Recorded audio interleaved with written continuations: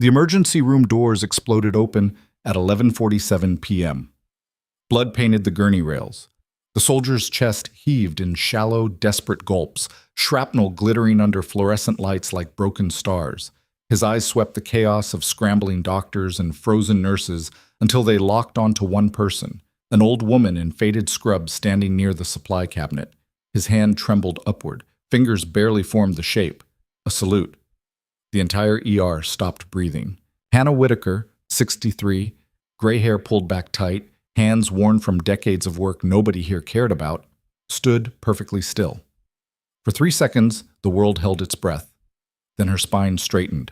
Her right hand rose sharp and clean, returning the gesture with a precision that didn't belong to someone they'd spent 6 months calling too old to keep up. That's when everyone realized they had no idea who she really was. Stay with me until the end of this story. If it moves you, hit that like button and drop a comment telling me what city you're watching from. I want to see how far this journey travels. Hannah had been invisible at Silverline Medical Center for so long, she'd started to wonder if she preferred it that way. Denver's skyline glittered through the break room window on her first shift 6 months ago, all promise and new beginnings. But the welcome lasted about as long as it took someone to check her birth date on the employee roster. "You're the new hire," Dr. Marcus Petrell had asked, not bothering to hide his surprise. Young, sharp-featured, the kind of confidence that came from never being doubted. "Interesting choice by HR," she'd smiled politely. "Happy to be here." "Sure," he'd already turned away. "Just try to keep up." The other nurses were kind enough at first, surface-level pleasantries, the usual orientation small talk, but Hannah could feel the assessments happening behind their eyes. "She's slow on the computer system, takes her twice as long to chart, doesn't know half the new protocols." All true. She didn't argue. There were things worth fighting for, and pride wasn't one of them. By month 2, the whispers weren't whispers anymore. "Hannah, can you handle a simple IV start, or should I grab someone faster?"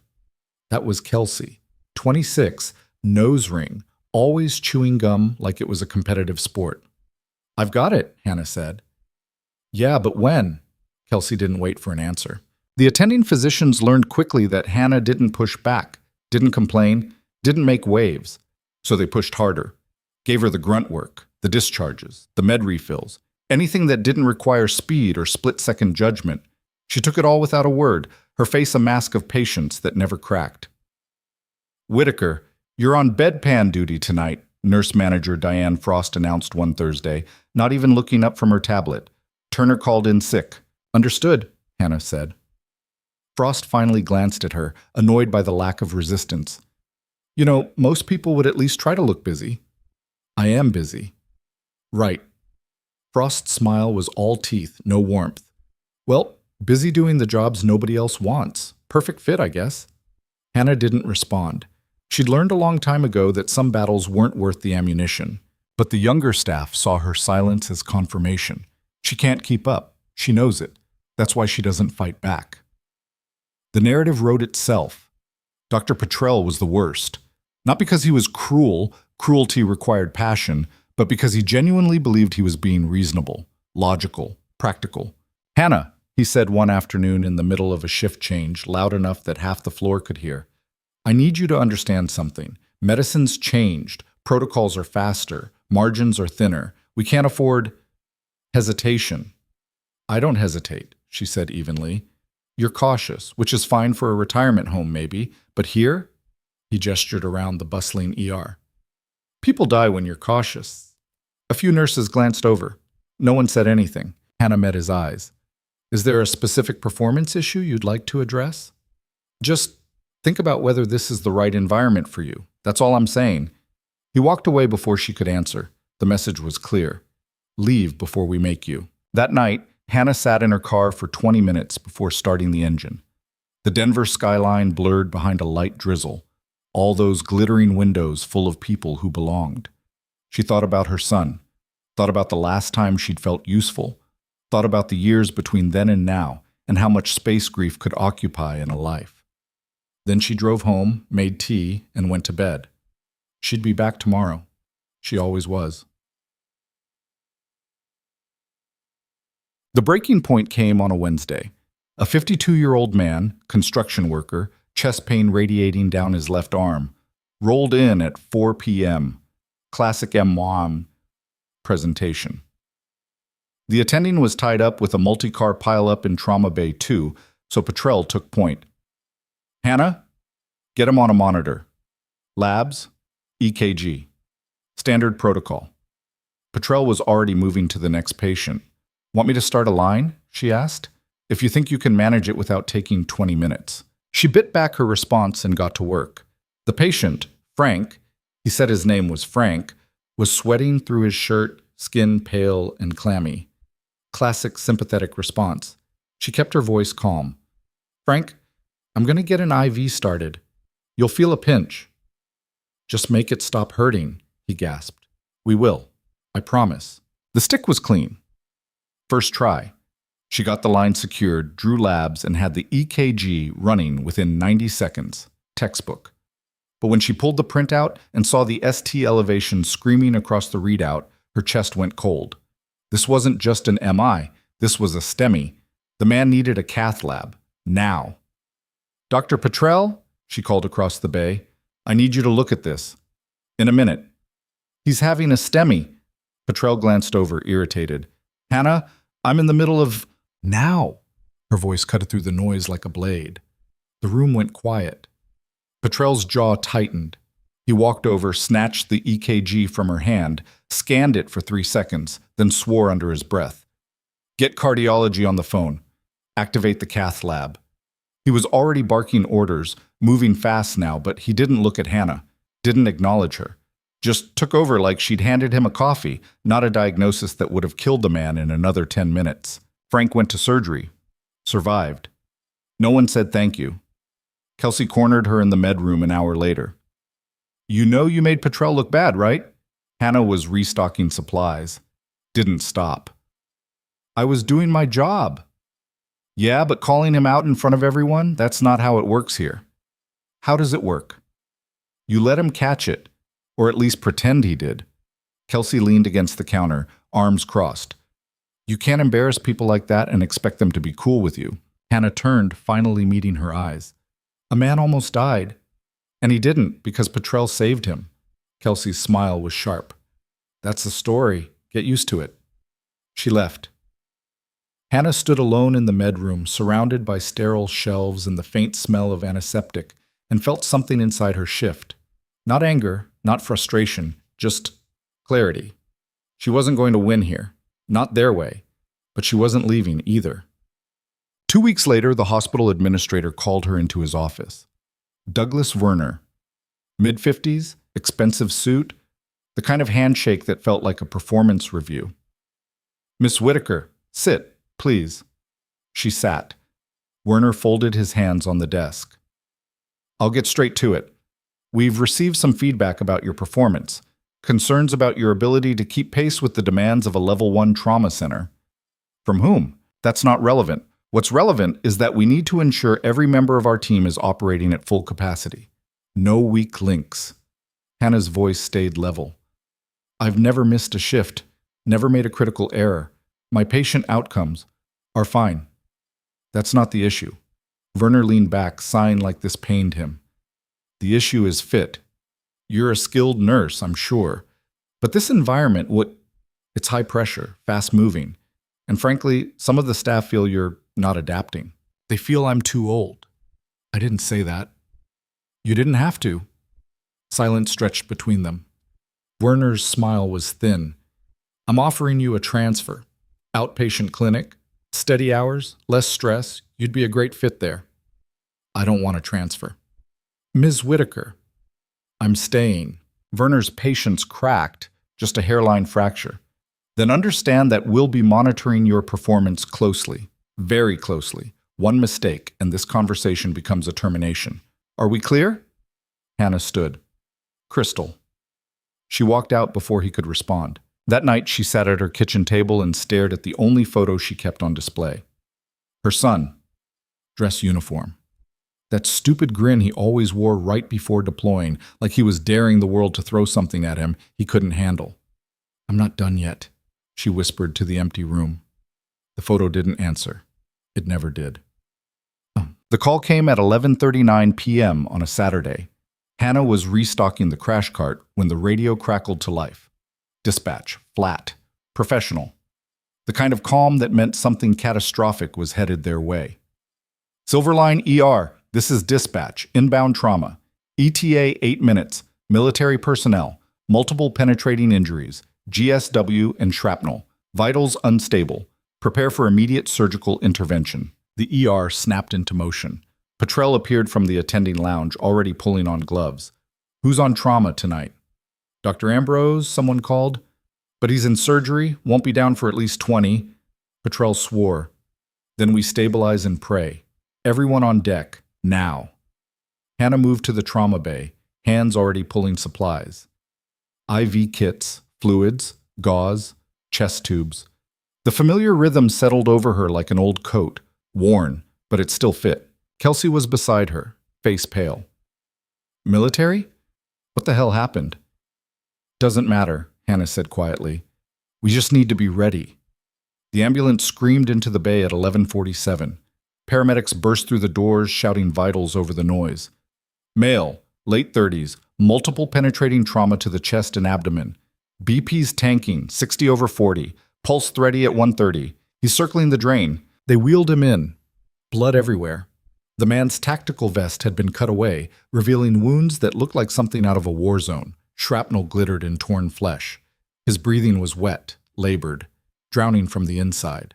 Petrel stepped up, took one look, and froze. Just for a second. But Hannah saw it. We need to crack his chest, Petrel said, but his voice wavered. Kelsey, get me a... He's got a pneumothorax, Hannah said, already moving. Left side. Needs a chest tube before you do anything else, or he'll code the second you intubate him. Petrel's head snapped toward her. I'll make that call. Then make it. Fast. The soldier's eyes fluttered open. Glassy. Unfocused. Searching. They swept across the chaos. Petrel's frozen indecision, Kelsey's shaking hands, the crowd of staff standing just a little too far back. And then they found Hannah. For a long moment, he just stared at her. Recognition flickered behind the pain. Something deeper than memory. Older than this moment. His hand trembled upward. Fingers formed the shape. A salute. The ER went silent. Hannah's breath caught. For the first time in 6 months, something inside her unlocked. She didn't think, didn't hesitate. Her spine straightened. Her right hand rose, sharp, clean, instinctive. She returned the salute. Petrel's voice cracked the stillness. What the hell is going on? Hannah didn't answer. She was already moving, her voice cutting through the noise like a command from somewhere far beyond this room. Kelsey, grab the thoracotomy kit. You, get me 2 units of O-neg, running wide open. Petrel, if you're going to stand there, get out of my way. No one moved. Now! The room exploded into motion. Hannah's hands moved like they'd never stopped. Like the 20 years between then and now had never existed. Chest tube insertion, local anesthetic, scalpel, blunt dissection, tube placement, done in under 90 seconds. The hiss of escaping air confirmed the diagnosis. The soldier's breathing eased. Not much, but enough. He's got a bleeder in the abdomen, she said, voice steady. We need to get him to an OR in the next 5 minutes or he's gone. Petrel finally snapped out of his paralysis. I'll call surgery. Already done, one of the nurses said, phone pressed to her ear. They're prepping now. Hannah didn't look up. Her hands worked, cutting away clothing, packing wounds, stabilizing bleeding. Every movement precise. No wasted motion, no hesitation. BP's rising, someone called. 70/50. Keep fluids running. He's not out yet. Kelsey stood beside her, hands still shaking but moving now, following orders without question. Who is he? Doesn't matter, Hannah said.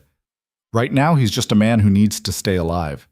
But her voice caught on the last word, just barely. Because she knew what he was. Knew what that salute meant. He was one of hers. The OR team arrived. They transferred him fast, efficient, professional. As they wheeled him away, the soldier's eyes found Hannah one more time. His lips moved, shaping words he didn't have the breath to speak. Thank you. She nodded once. Then he was gone. The trauma bay emptied. Staff drifted back to their stations, murmuring, glancing at Hannah like they were seeing her for the first time.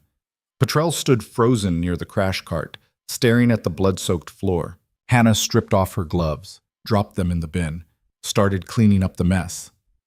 Hannah, Petrel's voice was quiet. Strange. How did you... Not now, she said. But you just... I said not now. He flinched, actually flinched. Then he walked away without another word. Kelsey approached slowly like Hannah might detonate. That was... I've never seen anyone move that fast. Not even Ambrose. Hannah didn't look at her, just kept working. He needed help. I helped him. But the way you took over... Kelsey. Hannah's voice was gentle but firm. I need to finish this. We'll talk later. Kelsey nodded and left. Hannah worked alone in the silent bay, scrubbing blood off surfaces, restocking supplies, erasing the evidence of chaos. Her hands were steady. Her breathing was calm. But inside, something was screaming because she'd felt it again. That pull. That need. The part of her that had died with her son, buried under years of grief and quiet resignation, it wasn't dead. It was just waiting. At 2:17 a.m., the hospital security officer found her in the supply closet. Ms. Whitaker, there's someone here to see you. Hannah frowned. At 2 in the morning? Yeah, says it's urgent, military. Her stomach dropped. She followed him to the ER waiting room. A man stood near the entrance, tall, broad-shouldered, wearing a uniform that looked like it had been thrown on in a hurry. His name tape read Morrison. His eyes were hard but tired, the kind of exhaustion that came from carrying weight no one else could see. Hannah Whitaker? He asked. Yes. He extended a hand. Major Eric Morrison. I'm the CO for the unit that brought in Sergeant Dalton tonight. She shook his hand. How is he? Alive. Because of you. Morrison's jaw tightened. The surgeon said another 3 minutes and he'd have bled out. You bought him the time he needed. Hannah nodded slowly. I'm glad he made it. Ma'am, I need to ask you something. Morrison's voice dropped. That salute. Dalton doesn't do that for civilians. He recognized you. Who are you? The question hung in the air like smoke. Hannah could have lied, could have brushed it off, could have walked away and let the moment pass into memory. Instead, she met his eyes and told him the truth. Captain Hannah Whitaker, Army Medical Corps, retired. Morrison went very still. Captain, I ran trauma units in Iraq, Afghanistan, a few other places that aren't on any map. Her voice was flat, factual. Did 3 tours, lost count of how many soldiers came through my tent. Dalton must have been one of them. Morrison's expression shifted. Shock, respect, something close to awe. Jesus Christ, you're that Whitaker, the Blade. She flinched. Don't call me that. That's what the guys called you. Said you could pull someone back from the edge of death with nothing but a scalpel and sheer stubbornness. Morrison shook his head slowly. Why the hell are you working as a floor nurse in Denver? Because I needed to be useful again. You're a decorated trauma surgeon. Was. Her voice hardened. I retired. My son didn't make it home from his last deployment. After that, I needed distance. A reset. She looked away. This job was supposed to be simple, quiet. No life or death decisions, just steady work. And how's that going for you? Hannah almost smiled. Not great. Morrison studied her for a long moment. Then he pulled a card from his pocket and handed it to her. Dalton's stable, but he's going to want to thank you himself. When he wakes up, I'll let you know. She took the card. You don't have to... Yeah, I do. You saved one of mine. That means something. He paused. And ma'am, whatever they've been telling you here, whatever they think you are, they're wrong. You just proved that. He left before she could respond. Hannah stood alone in the empty waiting room, holding the card, feeling the weight of the night pressing down on her shoulders. Across the ER, through the glass partition, she could see Petrel talking to Diane Frost. Both of them kept glancing her way. She knew what was coming. The questions, the scrutiny, the disbelief. Let them come. She'd faced worse. The sun came up over Denver like an accusation, all harsh light and no mercy. Hannah stood in the hospital parking garage at 6:47 a.m., still wearing yesterday's scrubs, and watched the city wake up through exhaust-stained concrete pillars. She hadn't slept, hadn't tried. Her mind kept circling back to that moment, Dalton's eyes finding hers, the weight of recognition, the salute that had cracked her carefully constructed invisibility wide open. Her phone buzzed, a text from Morrison. "Dalton's awake, asking for you." She stared at the message for a long time before pocketing the phone and heading back inside. The hospital morning shift was already in full swing. Nurses clustered near the station, voices low, eyes cutting toward Hannah as she passed. The whispers had started. She could feel them like insects crawling across her skin. Petrell was at the doctor's station pretending to review charts, but his jaw was tight and his shoulders were rigid. He knew something had shifted. They all did. Kelsey intercepted her near the medroom. "Hey, so, last night." "Not now," Hannah said. "Everyone's asking questions. Frost wants to see you at 8. "Fine." "Hannah," Kelsey's voice dropped. "What aren't you telling us?"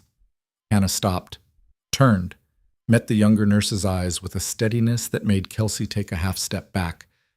"I did my job. That's all that happened." "That wasn't just doing your job. That was—" "Drop it, Kelsey." She walked away before the conversation could continue, leaving Kelsey standing in the hallway with her mouth half open and confusion written across her face like graffiti. The ICU was quiet. Hannah checked in at the nurse's station, got Dalton's room number, and made her way down the sterile corridor. Outside room 247, Major Morrison stood leaning against the wall, coffee in hand, looking like he'd slept about as well as she had. "Ma'am," he said, straightening. "Major. He's been asking for you since he opened his eyes. Won't settle down until he sees you." Morrison's expression was difficult to read. "Fair warning, he's emotional. The meds aren't helping." Hannah nodded and pushed through the door. Sergeant Kyle Dalton looked smaller than he had on the gurney. The tubes and monitors turned him into something fragile, breakable. His eyes tracked her movement as she crossed to his bedside. They were clearer now, focused, haunted. "Captain," he rasped. "Just Hannah now." "No." He shook his head, wincing at the pain. "You don't stop being what you are just because you take off the uniform." She pulled a chair close and sat. "How are you feeling?" "Like I got blown up." A ghost of a smile. "But alive, because of you." "The surgical team did the hard part." "Bullshit." Dalton's voice was stronger now, rough with conviction. "I was there. I saw what you did, felt it. You brought me back." Hannah was quiet for a moment. "Kandahar. 4th deployment. You came in with a sucking chest wound from an IED. Summer of 2011. Dalton's eyes widened. "You remember." "I remember all of you." Her voice cracked, just barely. "Every single one. I never forgot your face, the way you worked, like nothing could touch you, like death didn't scare you." He swallowed hard. "When I saw you last night, I thought I was hallucinating. Then you moved, and I knew it was really you." "What happened to you?" Hannah asked quietly. "Last night, what went wrong?" Dalton's jaw tightened. "Training exercise. Black Ops shit I can't talk about. Equipment malfunction, shrapnel everywhere. My team got me out, but..." He looked away. "I didn't think I'd make it to a hospital. Then I woke up, and you were there. You're safe now. Am I?"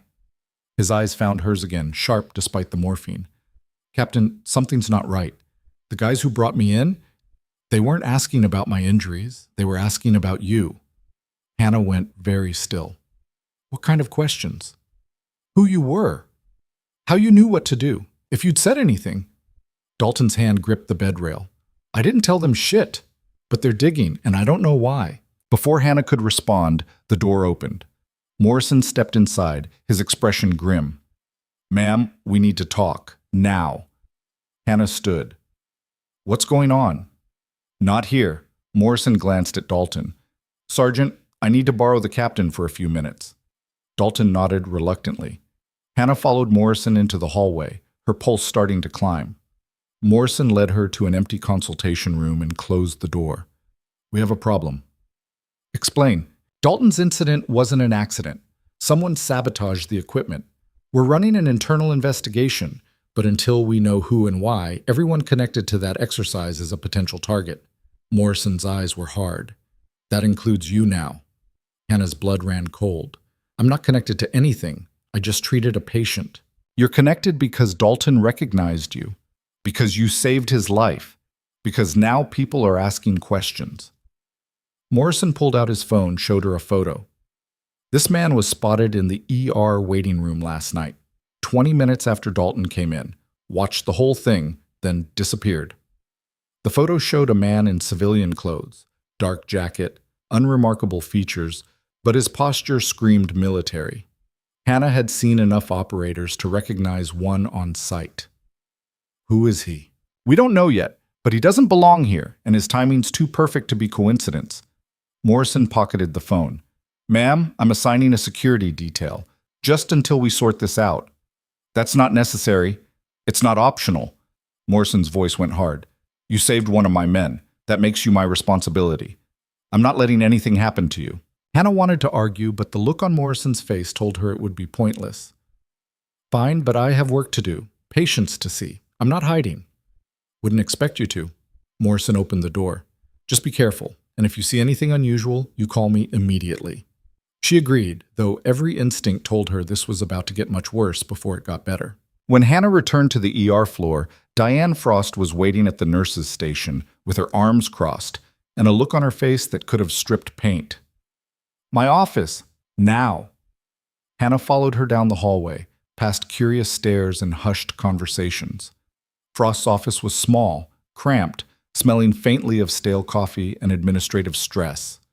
She closed the door with more force than necessary. Sit. Hannah sat.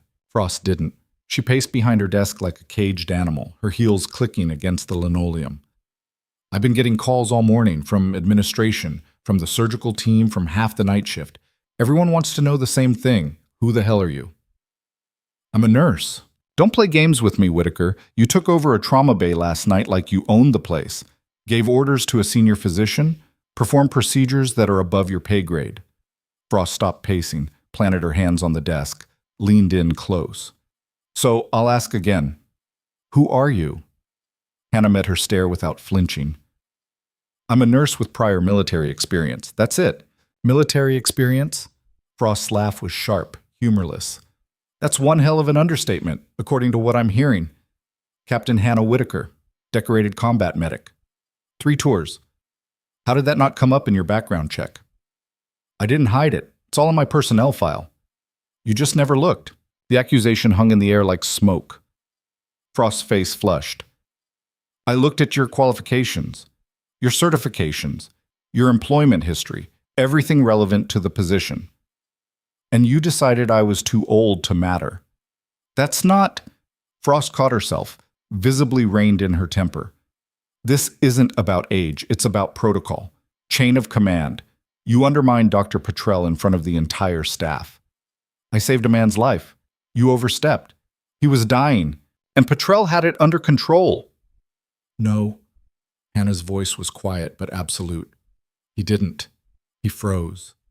And if I'd waited for him to unfreeze, Dalton would be dead right now. Frost opened her mouth, closed it again. For a moment she looked almost uncertain. Then the administrative mask slammed back into place. Regardless of the outcome, your behavior was inappropriate. We have procedures, hierarchies. You don't just take over because you feel like it. I took over because no one else could. Hannah stood. Is there anything else? Yes. You're on administrative leave pending review. The words hit like a slap. What? Effective immediately. Full pay. You'll be notified when the review is complete and whether you still have a job here. Frost's expression was stone. Hand over your badge and go home. Hannah stared at her for a long moment. Part of her wanted to fight, to argue, to make Frost see reason, but she'd fought this battle before, in different forms, and she knew how it ended. The institution always protected itself, always closed ranks, always punished the ones who broke the rules, even when breaking the rules saved lives. She pulled her badge from her scrubs and set it on the desk. Happy? Hannah asked. Frost didn't answer. Hannah walked out, through the ER, past the stares and whispers, and didn't look back. She made it to her car before the shaking started. Not fear, not anger, just exhaustion. The bone-deep weariness of fighting the same war over and over on different battlefields against enemies who never quite showed their faces. Her phone rang. Morrison. "Yeah," she answered. "Just got word you were suspended. Frost moves fast. She's protecting her territory. She's making a mistake." Morrison's voice was tight. "Ma'am, there's something else. We identified the man from the photo. His name is Victor Kessler, former Delta.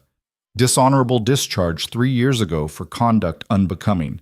He's been working private security since then, and his current employer is very interested in Dalton." Hannah's grip on the phone tightened. "Who's the employer?" "Still working on that, but Kessler's got a team, at least 3 others, and they're in Denver." "What do they want?" "That's what I'm trying to figure out. But until I do, you need to stay off the grid. Go somewhere public. Don't go home." Morrison paused. "I'm serious, Captain. These aren't amateurs." Hannah closed her eyes. "I'll figure something out. I'm sending someone to you, a specialist. He'll make contact within the hour. Morrison, trust me." The line went dead. Hannah sat in her car, surrounded by concrete and shadow, and tried to think. Her apartment was out. So was the hospital. She needed somewhere neutral, somewhere she could think without looking over her shoulder. She started the engine and drove. 30 minutes later, she pulled into the parking lot of a diner on the east side of town, one of those old-school places with cracked vinyl booths and waitresses who'd seen everything twice. She ordered coffee and sat in the back corner where she could see both exits. The coffee was terrible. She drank it anyway. At 9:23 a.m., a man slid into the booth across from her. 30s, dark hair, sharp eyes that missed nothing. He wore jeans and a flannel shirt, but his posture screamed military. "Captain Whitaker, I'm Lieutenant Nash. Morrison sent me." Hannah studied him. "You're the specialist." Something like that. Nash glanced around the diner, cataloging faces, exits, threats. "We need to move. This location's too exposed."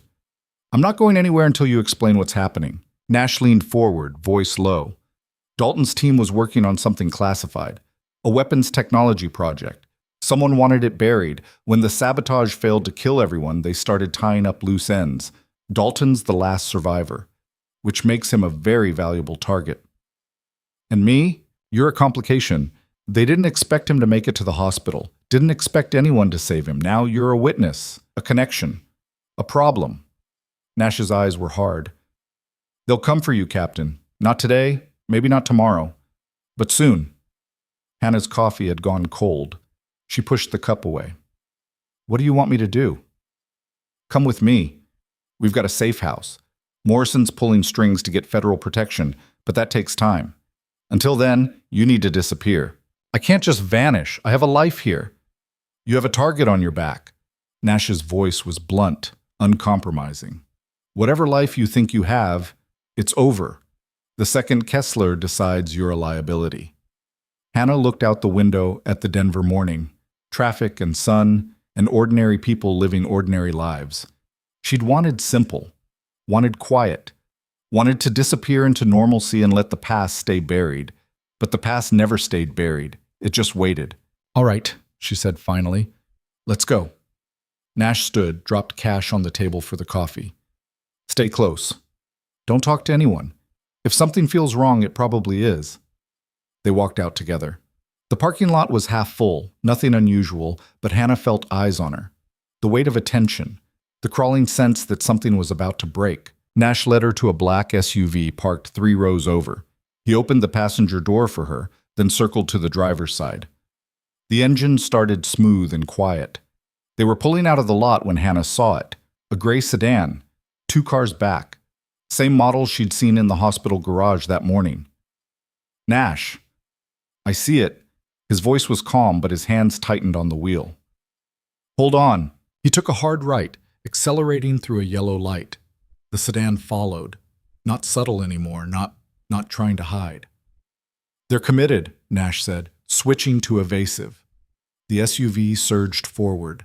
Hannah braced herself against the door as Nash wove through traffic, taking side streets and shortcuts with the kind of precision that came from training. The sedan kept pace, Another vehicle joined it, a black pickup, flanking from the left. "Two vehicles," Hannah said. "Yeah, they brought friends." Nash's jaw was tight. "I'm calling Morrison." He grabbed his phone one-handed, hit speed dial. It rang twice before connecting. "We're blown," Nash said without preamble. "Two hostiles in pursuit, east of downtown. Need backup now." Morrison's voice crackled through the speaker. "Location?" Nash rattled off cross streets. "They're not backing off. This is a grab, not surveillance." "Get her to the safe house. I'm mobilizing a team." "Copy." Nash dropped the phone and took a hard left into an industrial district. The buildings here were old, half abandoned, the kind of area that emptied out after business hours.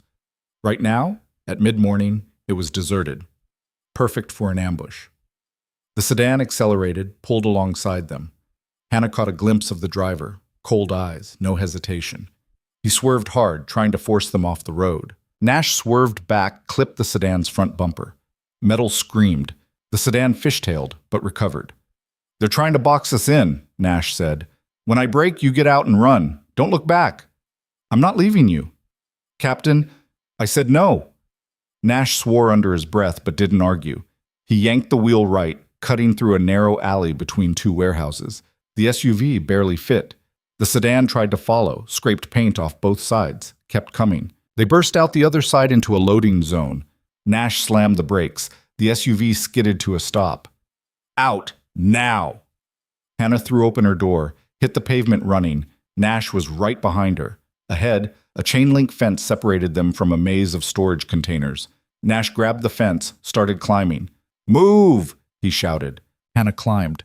Her muscles screamed. She wasn't 20 anymore, wasn't built for this, but adrenaline pushed her up and over. She dropped to the other side, landed hard, felt her ankle protest, but held.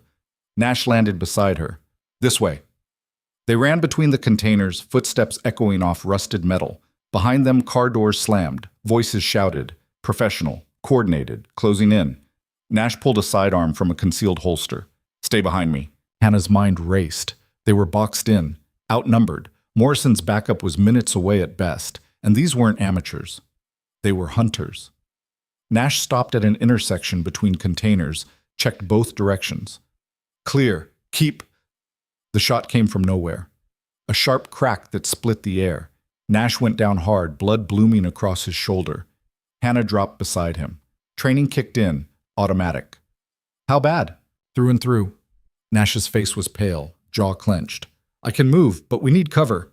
Hannah grabbed his good arm, hauled him to his feet. They stumbled forward around a corner and found themselves facing a dead end. Containers on three sides, no exit. Nash raised his weapon with his offhand, aimed back the way they'd come. "Get behind me." "Nash, do it!" Hannah moved behind him, pressed her back against cold metal, and tried to think. They were trapped. Nash was injured. The hunters were seconds away. This was how it ended. Cornered in a forgotten corner of Denver, hunted by ghosts from a war that never really stopped. Footsteps approached, slow, confident. Victor Kessler stepped into view. He was older than his photo suggested, weathered in the way operators got when they'd seen too much and liked it. His weapon was steady, professional. His smile was worse. "Captain Whitaker," he said, voice smooth as oil. "You've been a lot of trouble." Nash shifted, finger on the trigger. "Back off." Kessler didn't even glance at him. "Lieutenant, you're bleeding, outgunned, out of options. Lower the weapon and maybe you walk out of here." "Not happening. Your choice." Kessler's eyes never left Hannah. "Captain, my employer wants a conversation, that's all. You come quietly, we let the lieutenant live. You resist, and this gets messy." Hannah's mind was ice cold now, calculating. Who's your employer? Someone with very deep pockets and very specific interests. Someone who doesn't like loose ends. Kessler took a step closer. "Dalton was supposed to die in that training accident. You complicated things by saving him. Now we need to know what he told you." "He didn't tell me anything." "I don't believe you." "I don't care." Kessler's smile vanished. "Last chance, Captain. Come quietly or watch your friend bleed out." Nash's breathing was ragged now, his aim starting to waver. Hannah could see the calculation in Kessler's eyes. How long to wait, when to pull the trigger, how to make this look like an accident. She'd seen that look before, on different faces in different wars, the look of someone who'd stopped seeing people as human and started seeing them as problems to solve. Hannah stepped forward, hands raised. "All right, I'll go." "Hannah, no, Nash started. "It's okay." She kept her voice calm, steady. "It's going to be okay." Kessler gestured with his weapon. "Smart choice. Walk toward me.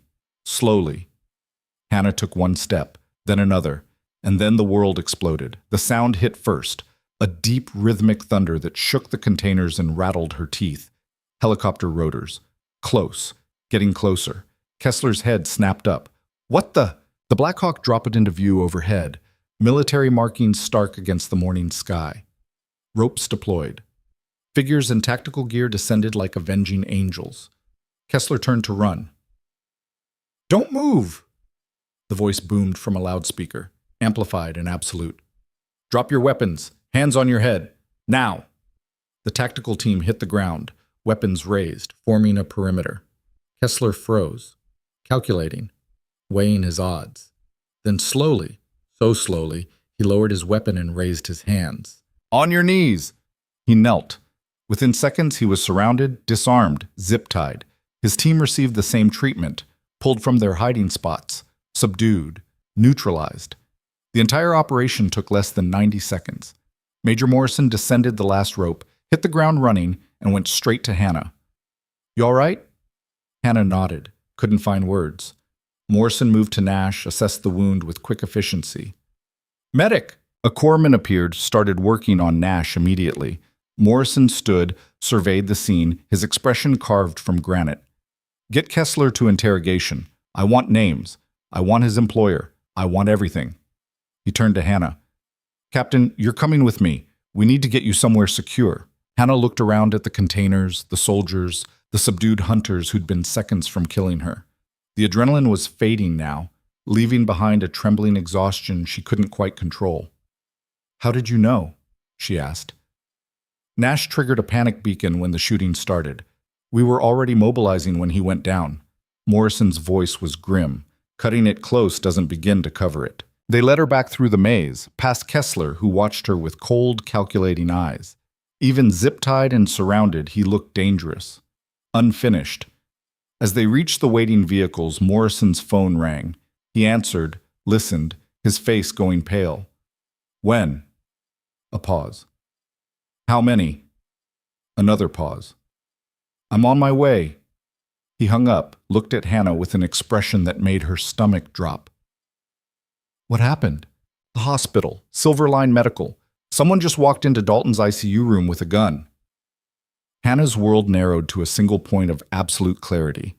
The hospital. Dalton. A gunman walking through doors that were supposed to keep people safe. "Get me there," she said. Morrison was already moving, barking orders into his radio as they sprinted toward the vehicles. "All units, active shooter at Silverline Medical, ICU floor.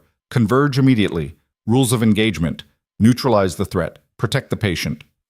Hannah threw herself into the passenger seat of Morrison's tactical vehicle. He gunned the engine before her door was fully closed, tires screaming as they rocketed out of the industrial zone. The city blurred past in streaks of concrete and glass. "Who's with Dalton right now?" Hannah's voice was steady despite the ice flooding her veins. "2 MPs, armed, trained." Morrison's knuckles were white on the wheel. But if the shooter made it into his room, he didn't finish, didn't need to. Hannah's mind was already racing through scenarios, cataloging possibilities, calculating odds. An ICU room was a kill box. Limited exits, monitors and equipment providing cover. A patient who couldn't run, couldn't fight back, connected to machines that kept him breathing. Her phone buzzed. Unknown number. She answered. "Captain Whitaker?" The voice was smooth, professional, utterly devoid of warmth. "I assume you've heard about the situation at Silverline." Hannah's blood went cold. "Who is this?" "Someone who tried to handle this quietly. You made that impossible." A pause. "Sergeant Dalton has information my employer needs buried. We gave you a chance to walk away. You chose poorly." "If you hurt him, you'll what?" "You're not in a position to make threats, Captain, but I am." The voice hardened. "Here's what's going to happen. You're going to disappear. Leave Denver. Leave Colorado. Forget this ever happened. If you do that, Dalton lives. If you don't, he dies today, and so does everyone who tries to protect him. You can't. I can. And I will. You have 30 minutes to decide. The line went dead. Morrison glanced at her. What was that? They're giving me a choice. Walk away or watch Dalton die. What did you tell them? Hannah stared straight ahead, jaw set. Nothing. Because I'm not walking away. Morrison's mouth twitched. Not quite a smile, but close. Didn't think so. They hit the hospital at 11 minutes elapsed. The parking lot was chaos. Police cruisers, SWAT vehicles, medical staff evacuating in controlled streams. Morrison flashed credentials at the perimeter, pushed through. A Denver PD sergeant intercepted them. Major, we've got the building locked down. Shooters barricaded in ICU room 247 with the patient. 2 guards down but alive. He's got body armor, military-grade weaponry, and he's not negotiating. Casualties? None yet, but he's made it clear. Anyone tries to breach, he kills the patient. Hannah's chest constricted. Room 247, Dalton's room. Has he made demands? Morrison asked. Just one. He wants Captain Hannah Whitaker. Says she has 10 minutes to present herself, or he starts shooting. Every eye turned to Hannah. She didn't hesitate. Where do I go? Absolutely not, Morrison said. He's asking for me. That means Dalton's still alive. That's leverage we can use. It's a trap. Everything's a trap. Hannah's voice was iron. But that man in there saved his country 3 times over. I'm not letting him die because I was too scared to walk through a door. Morrison's jaw worked. He knew she was right, hated it, but knew it. We do this my way, he said finally. Tactical approach. Wire you up. Entry team on standby. First sign of trouble, we breach. Fine. They moved fast. A tactical vest, Kevlar but lightweight. A wire taped to her collarbone, nearly invisible. An earpiece feeding her Morrison's voice. The whole setup took 90 seconds. Can you hear me? Morrison asked through the comms. Yeah. Remember, you're buying time. Keep him talking. We'll find an angle. Hannah nodded, but she wasn't thinking about angles. She was thinking about Dalton's eyes when he'd saluted her. The recognition. The trust. The weight of history between soldiers who'd bled in the same dirt. The SWAT commander approached. A hard-faced woman named Reeves, who looked like she ate nails for breakfast. Captain, the shooter's positioned himself with clear sight lines to the door and the patient. He's got training. This isn't some cracked-out junkie. This is a professional. Understood. He'll pat you down. Standard procedure. We can't hide anything on you that he won't find. I'm not going in armed. Reeves's expression flickered, respect mixed with concern. Most people wouldn't walk in there naked. Most people weren't trained to improvise. Hannah met her eyes. I'll find a way. They cleared a path to the stairwell. Hannah climbed alone, each step measured, her heartbeat steady despite everything. The ICU floor was evacuated, eerily silent except for the hum of ventilators and monitors running on backup power. Emergency lights cast everything in sickly yellow. Room 247's door was closed. A voice came through the wood, electronically amplified. Captain Whitaker, step into view, hands visible. Hannah moved into the doorway sightline, raised her hands. Opened the door, slowly. She pushed it open. The shooter stood behind Dalton's bed, weapon trained on the sergeant's head. He was tall, fit, late 30s, with the kind of calm that came from doing terrible things and sleeping fine afterward. His face was unremarkable, the kind you'd forget 5 minutes after passing on the street. Perfect for his line of work. Dalton was conscious, pale, eyes locked on Hannah with desperate intensity. Inside, close the door. Hannah complied. Turn around, arms out. She turned. He patted her down with practiced efficiency, found the wire immediately, ripped it free, crushed it under his boot. Cute. He grabbed her shoulder, spun her back around. Moved to the foot of the bed, hands on the rail. Hannah gripped the rail, positioning herself where she could see both the shooter and Dalton. You just cost Sergeant Dalton his protection, the shooter said. SWAT won't breach now, not without risking your life, too. What do you want? Information. Dalton participated in a classified project. He knows things people would pay dearly to keep secret. He needs to tell me what he told you. He didn't tell me anything. I don't believe you. I don't care what you believe. I treated his wounds, stabilized him. That's it. The shooter's weapon never wavered. You were Army Medical Corps, decorated, 3 tours. You're not just some random nurse. Your presence here, treating him, saving him, that's not coincidence. It's exactly coincidence. I work here. He came in bleeding. I did my job. Your job.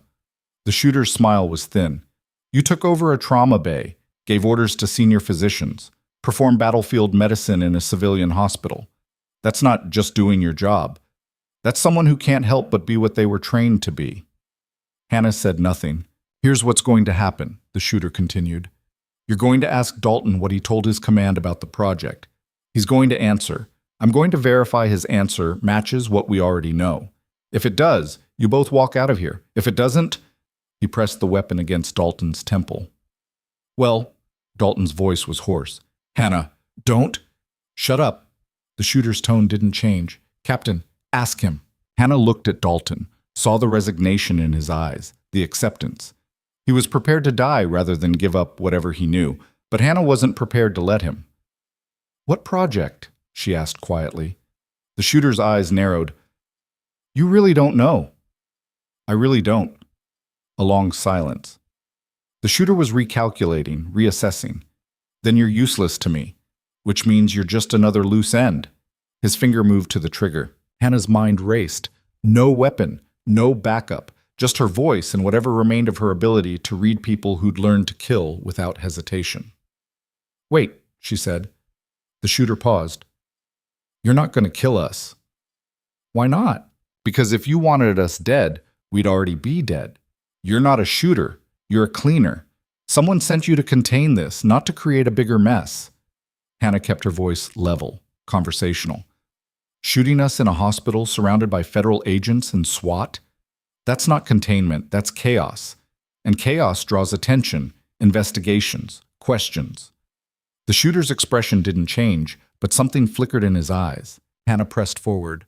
Your employer wants this buried quietly. 2 dead bodies in an ICU. That's the opposite of quiet. So you're stalling, waiting for new orders, trying to figure out how to salvage this without burning your entire operation. You talk a lot for someone with a gun pointed at her. It's a nervous habit. The shooter almost smiled. Almost. Then the door exploded inward. The flashbang went off before Hannah could process what was happening. Blinding light, deafening noise. Her vision whited out, ears screaming. Instinct took over. She dropped, rolled, came up beside Dalton's bed, grabbed the IV pole, solid metal, weighted base, and swung it hard.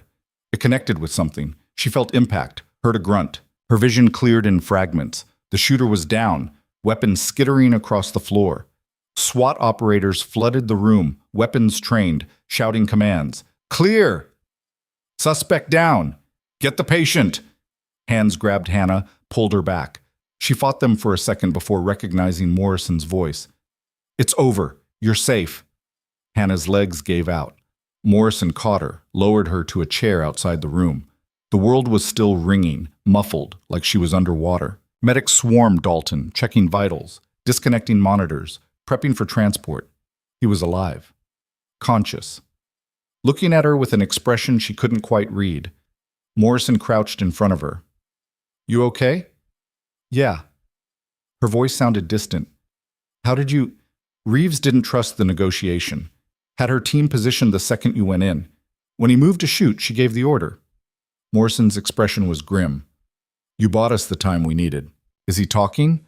Hannah nodded toward the shooter, now being dragged to his feet by 2 operators. Not yet, but he will. A commotion at the end of the hallway drew their attention. Douglas Werner, the hospital administrator, pushed through the police line, face red, veins bulging. What the hell is going on in my hospital? He shouted. Morrison stood, placing himself between Werner and Hannah. Active threat situation. Under control. Under control? You brought a goddamn war into my ICU. Werner's eyes found Hannah. And you're supposed to be on suspension. What are you even doing here? Hannah stood on shaking legs. Saving a patient. You're done. You hear me? Done. I'm calling the board. Criminal charges, lawsuit, everything. Mr. Werner, Morrison's voice was soft but carried an edge that could cut steel. Captain Whitaker just prevented a murder in your facility. I suggest you reconsider your tone. I don't care what she prevented. She's a liability, a lawsuit waiting to happen, and I want her arrested for trespassing. Morrison's smile was all teeth. Arrest a decorated combat veteran for saving a patient's life during an armed assault? That'll look great in the press.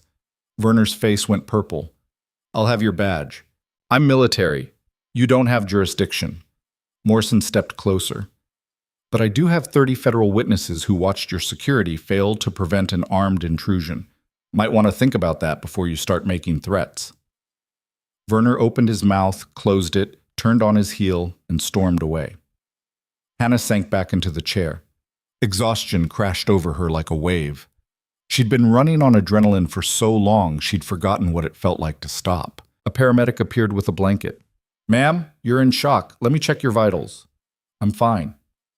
You're shaking. Hannah looked down. Her hands were trembling. Okay, maybe not fine. They checked her over, declared her physically intact, and offered to transport her for observation. She declined. Morrison dismissed the paramedic and sat beside her. That was incredibly stupid, he said quietly. Probably. Also incredibly brave. Definitely stupid, then. Morrison almost laughed. The shooter's name is Marcus Vance, former Special Forces. Works for a private military contractor called Sentinel Solutions. They specialize in wet work, assassinations, sabotage, anything that needs plausible deniability. Who hired them? That's the question. Morrison pulled out his phone, showed her a photo.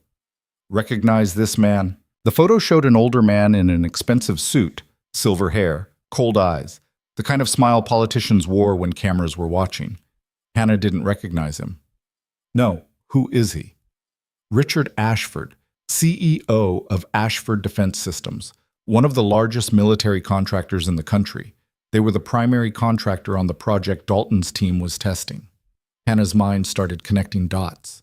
The equipment failure, the sabotage, wasn't a failure.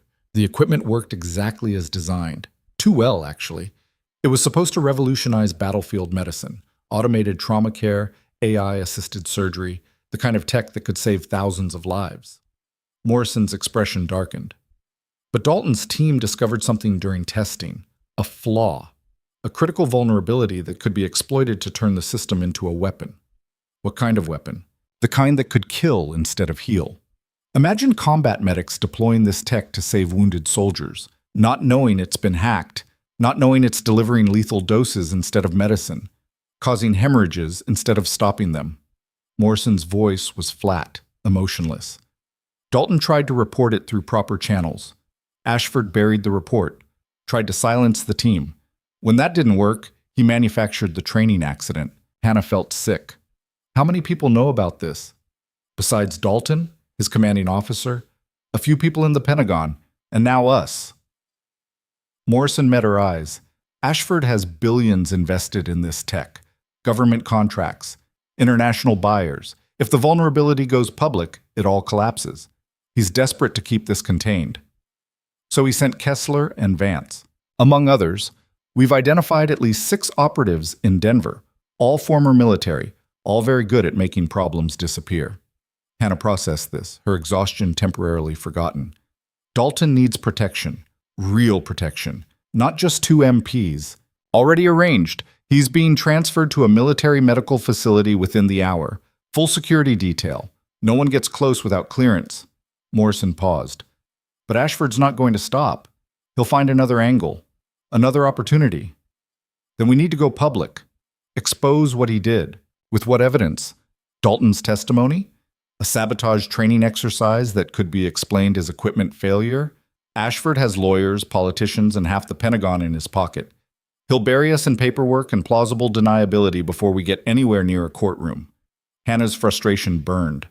So what do? We build a case, solid, airtight, evidence even Ashford can't talk his way around. Morrison stood. But that takes time. And in the meantime, you're still a target. I can handle myself. Can you?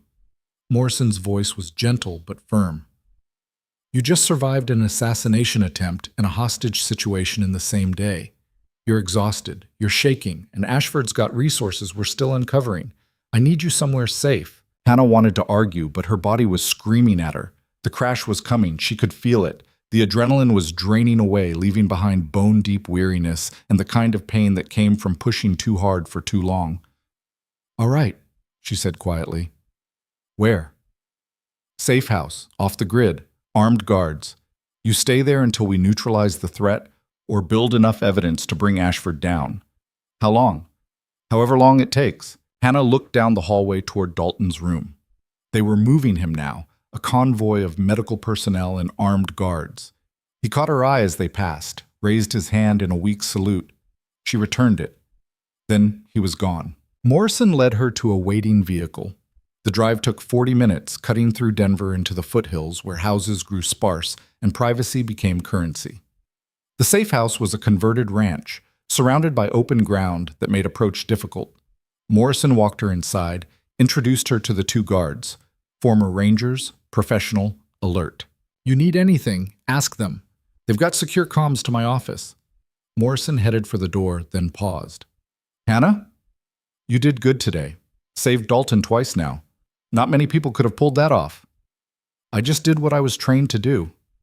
"That's what makes it impressive." Morrison left. The house was comfortable but sterile, rented furniture, generic art, nothing personal. Hannah showered, changed into clothes someone had thoughtfully provided, and sat on the edge of the bed. Her phone buzzed, a number she didn't recognize. Against her better judgment, she answered, "Captain Whitaker." The voice was smooth, cultured, carrying the confidence of someone used to being obeyed. "My name is Richard Ashford. I think it's time we talked." Hannah's grip on the phone tightened. "I've got nothing to say to you." "I think you do. You've become quite the obstacle, Captain. Interfering with my employees, protecting Sergeant Dalton, making this situation far more complicated than it needs to be. You tried to kill him. I tried to protect an investment, a technology that will save countless lives. If people like Dalton don't destroy it with overblown concerns about hypothetical vulnerabilities." Ashford's tone was reasonable, almost sympathetic. "You're a medic. You understand triage. Sometimes you have to make difficult choices for the greater good." "Murder isn't triage. It's survival. My company employs 10,000 people, feeds 20,000 families, provides technology that keeps soldiers alive. If we collapse over Dalton's paranoid conspiracy theories, all of that goes away. Is one man's life worth destroying all of that?" Hannah's voice was ice. "Yes," Ashford sighed. "I was hoping you'd be more reasonable. I'm prepared to offer you a significant sum to walk away. Retire comfortably. Forget this ever happened." "Not interested." "Then you're choosing to make yourself a permanent problem, and I solve problems, Captain, efficiently. Is that a threat?" "It's a promise." Ashford's voice hardened. "You have 24 hours to reconsider. After that, I stop being polite." The line went dead. Hannah sat motionless, staring at the phone. Ashford wasn't bluffing. Men like him didn't bluff. They calculated, strategized, and executed. She walked to the window. Outside, one of the guards was doing a perimeter check, weapon ready, professional. They were good. But were they good enough to stop a man with Ashford's resources? Her phone buzzed again. Morrison this time. "Yeah. Got some news. Kessler's talking. Gave us names, locations, payment records. It's enough to start building a case." "How long?" "Weeks, maybe months. These things move slow. Ashford just called me, offered money to disappear. When I refused, he threatened me." Morrison swore. "He called you directly?" "On a number he shouldn't have, which means he's got access to secure communications, maybe even law enforcement databases. I'll look into it. In the meantime, stay put. Don't answer calls from numbers you don't recognize." "Little late for that." "Hannah, I know. Be careful. Stay safe. I've heard it." She paused. "Morrison, what if we're playing this wrong? What if we're letting Ashford set the terms?" "What are you suggesting?" "I'm suggesting that while we're sitting here building a legal case, he's out there eliminating witnesses and covering his tracks. By the time we have enough evidence, there might not be anyone left to corroborate it." "So what do you want to do?" Hannah stared out at the darkening Colorado sky. "I want to stop reacting and start acting. I want to make him afraid instead of confident. I want to drag this into the light where he can't hide." "That's dangerous." Everything's dangerous. Hannah's voice was quiet but absolute. But I didn't survive 3 tours just to hide in a safe house while a corrupt CEO murders soldiers to protect his profit margin. Morrison was silent for a long moment. What do you need? Time to think. And maybe a few files on Ashford's operation. Everything you can get me. I'll see what I can do. They hung up. Hannah turned from the window and started pacing, her mind working through possibilities, angles, approaches. She'd spent years in war zones learning to outthink enemies who wanted her dead. This was just another battlefield. Different terrain, same stakes. Somewhere in Denver, Richard Ashford was making his next move, planning his next strike, confident that money and power made him untouchable. He was about to learn otherwise. Hannah pulled out her laptop, started researching Ashford Defense Systems, their contracts, their board members, their vulnerabilities. Everyone had vulnerabilities, even billionaires who thought they were above consequences. The night deepened. Hannah worked until her eyes burned, compiling information, building a mental map of Ashford's empire. The guards changed shifts. Someone brought her food. She barely noticed. At 3:47 a.m., she found it, a connection. Thin, circumstantial, but there. A paper trail linking Ashford to the training facility where Dalton's team had been sabotaged. Equipment purchases, personnel transfers, payments that didn't quite match the official records. It wasn't proof. Not yet. But it was a thread. And if she pulled it hard enough, something would unravel. Her phone rang. Morrison. Tell me you're sleeping. Found something. Ashford's connected to the sabotage directly. I can prove it. How? Hannah explained. Morrison listened, asked sharp questions, challenged her assumptions. When she finished, he was quiet. That's good work, he said finally, but it's not enough. A defense attorney would shred it in minutes. Then we get more. We keep digging until we have something airtight. We don't have time. Ashford's moving his assets, closing accounts. He's preparing to disappear. Hannah's chest went cold. When? Within days, maybe hours. If he runs, we'll never find him. And everyone connected to this, Dalton, you, me, will spend the rest of our lives looking over our shoulders. So we move now. With what? Incomplete evidence and a theory? Hannah started pacing again. Then we force his hand, make him do something stupid, something that exposes him. How? Me. The idea crystallized as she spoke. I'm the loose end he can't ignore. As long as I'm alive, I'm a threat. He'll come for me. And when he does, we'll be ready. You want to use yourself as bait. I want to end this before more people die. Morrison's voice was tight. Hannah, if this goes wrong, it won't. You can't know that. No. But I know I'm tired of running, tired of hiding, tired of letting men like Ashford decide who lives and who dies. Hannah's voice was steel. I'm going to stop him, with your help or without it. Another long silence. Then Morrison sighed. Tell me your plan. Hannah smiled grimly and started talking. The plan was simple in the way all terrible ideas were simple. Strip away the complications, and what remained was a single crystalline truth. Hannah Whitaker was going to walk into Richard Ashford's world and make him react, make him desperate, make him sloppy. Morrison had argued for 3 hours before accepting that she wasn't backing down. Then he'd shifted into tactical mode, assembling resources, mapping contingencies, building a net tight enough that when Ashford moved, he'd strangle himself trying to escape. At dawn, Hannah stood in the safe house bathroom and studied her reflection. Gray hair she'd stopped bothering to dye. Lines carved by years and loss. The face of someone who'd been dismissed, underestimated, written off as irrelevant. Perfect. Her phone buzzed. Morrison. Everything's in place. You sure about this? No, Hannah said honestly, but I'm doing it anyway. The tracking device is sewn into your jacket lining. Don't take it off. Camera and audio are live. We'll have eyes and ears the whole time. What about backup? 3 teams positioned within 2-minute response radius. Tactical support on standby. Federal prosecutors standing by with warrants the second we have probable cause. Morrison paused. Hannah, if he moves on you before we can... He won't. He's too smart for that. He'll want to talk first, negotiate. Men like Ashford always think they can buy their way out. And if you're wrong, then you get to say, I told you so, at my funeral. Morrison didn't laugh. Be careful. Hannah ended the call and headed downstairs. The guards were waiting, expressions grim but professional. They knew what she was about to do, knew the odds, didn't try to talk her out of it. The drive into Denver took 30 minutes. Morning traffic, commuters oblivious to the war being fought in their city's shadows. Hannah watched the skyline grow closer and thought about her son. Wondered if he'd be proud or horrified by what she was doing. Decided it didn't matter. Some fights you took because walking away meant living with something worse than fear. They dropped her 3 blocks from Ashford Defense Systems headquarters. A glass tower, all angles and wealth, reflecting the Colorado sun like a blade. Hannah walked toward it alone, hands in her jacket pockets, looking like exactly what she was, an old woman who didn't belong in this world of power and money.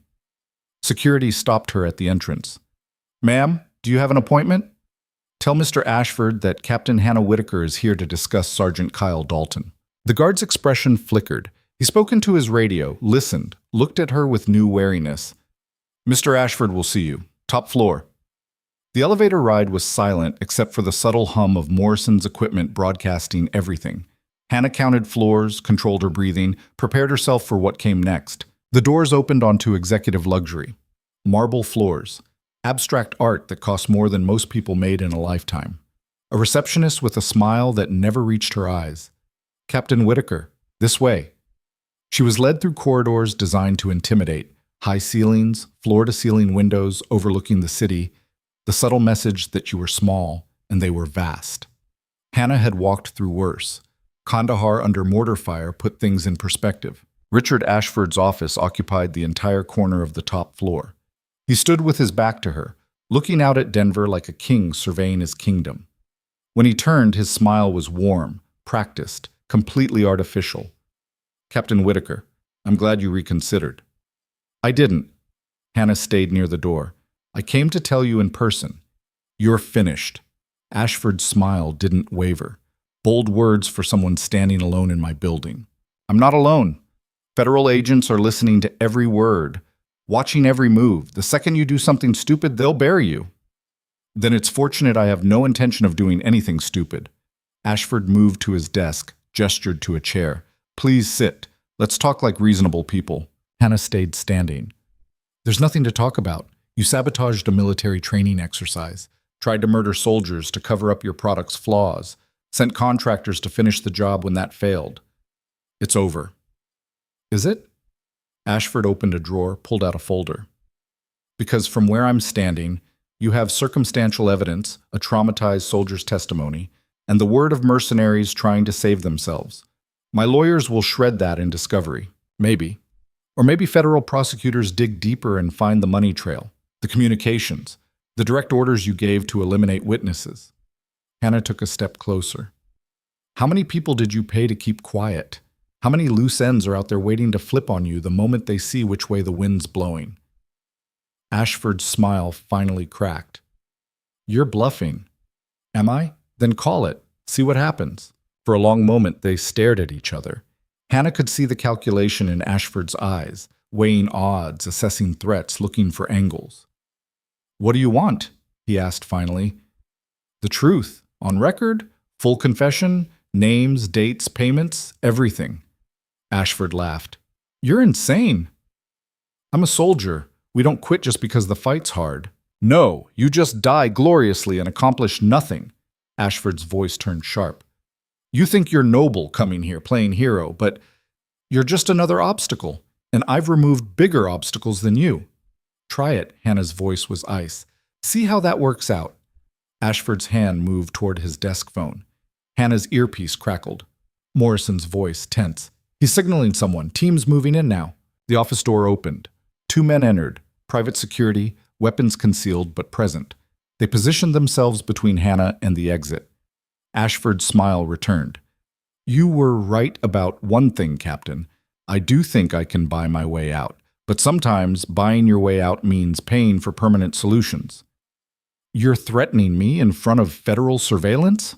I'm defending myself from an unstable individual who broke into my office making wild accusations. Ashford's expression was calm, reasonable. Tragic what happened to her.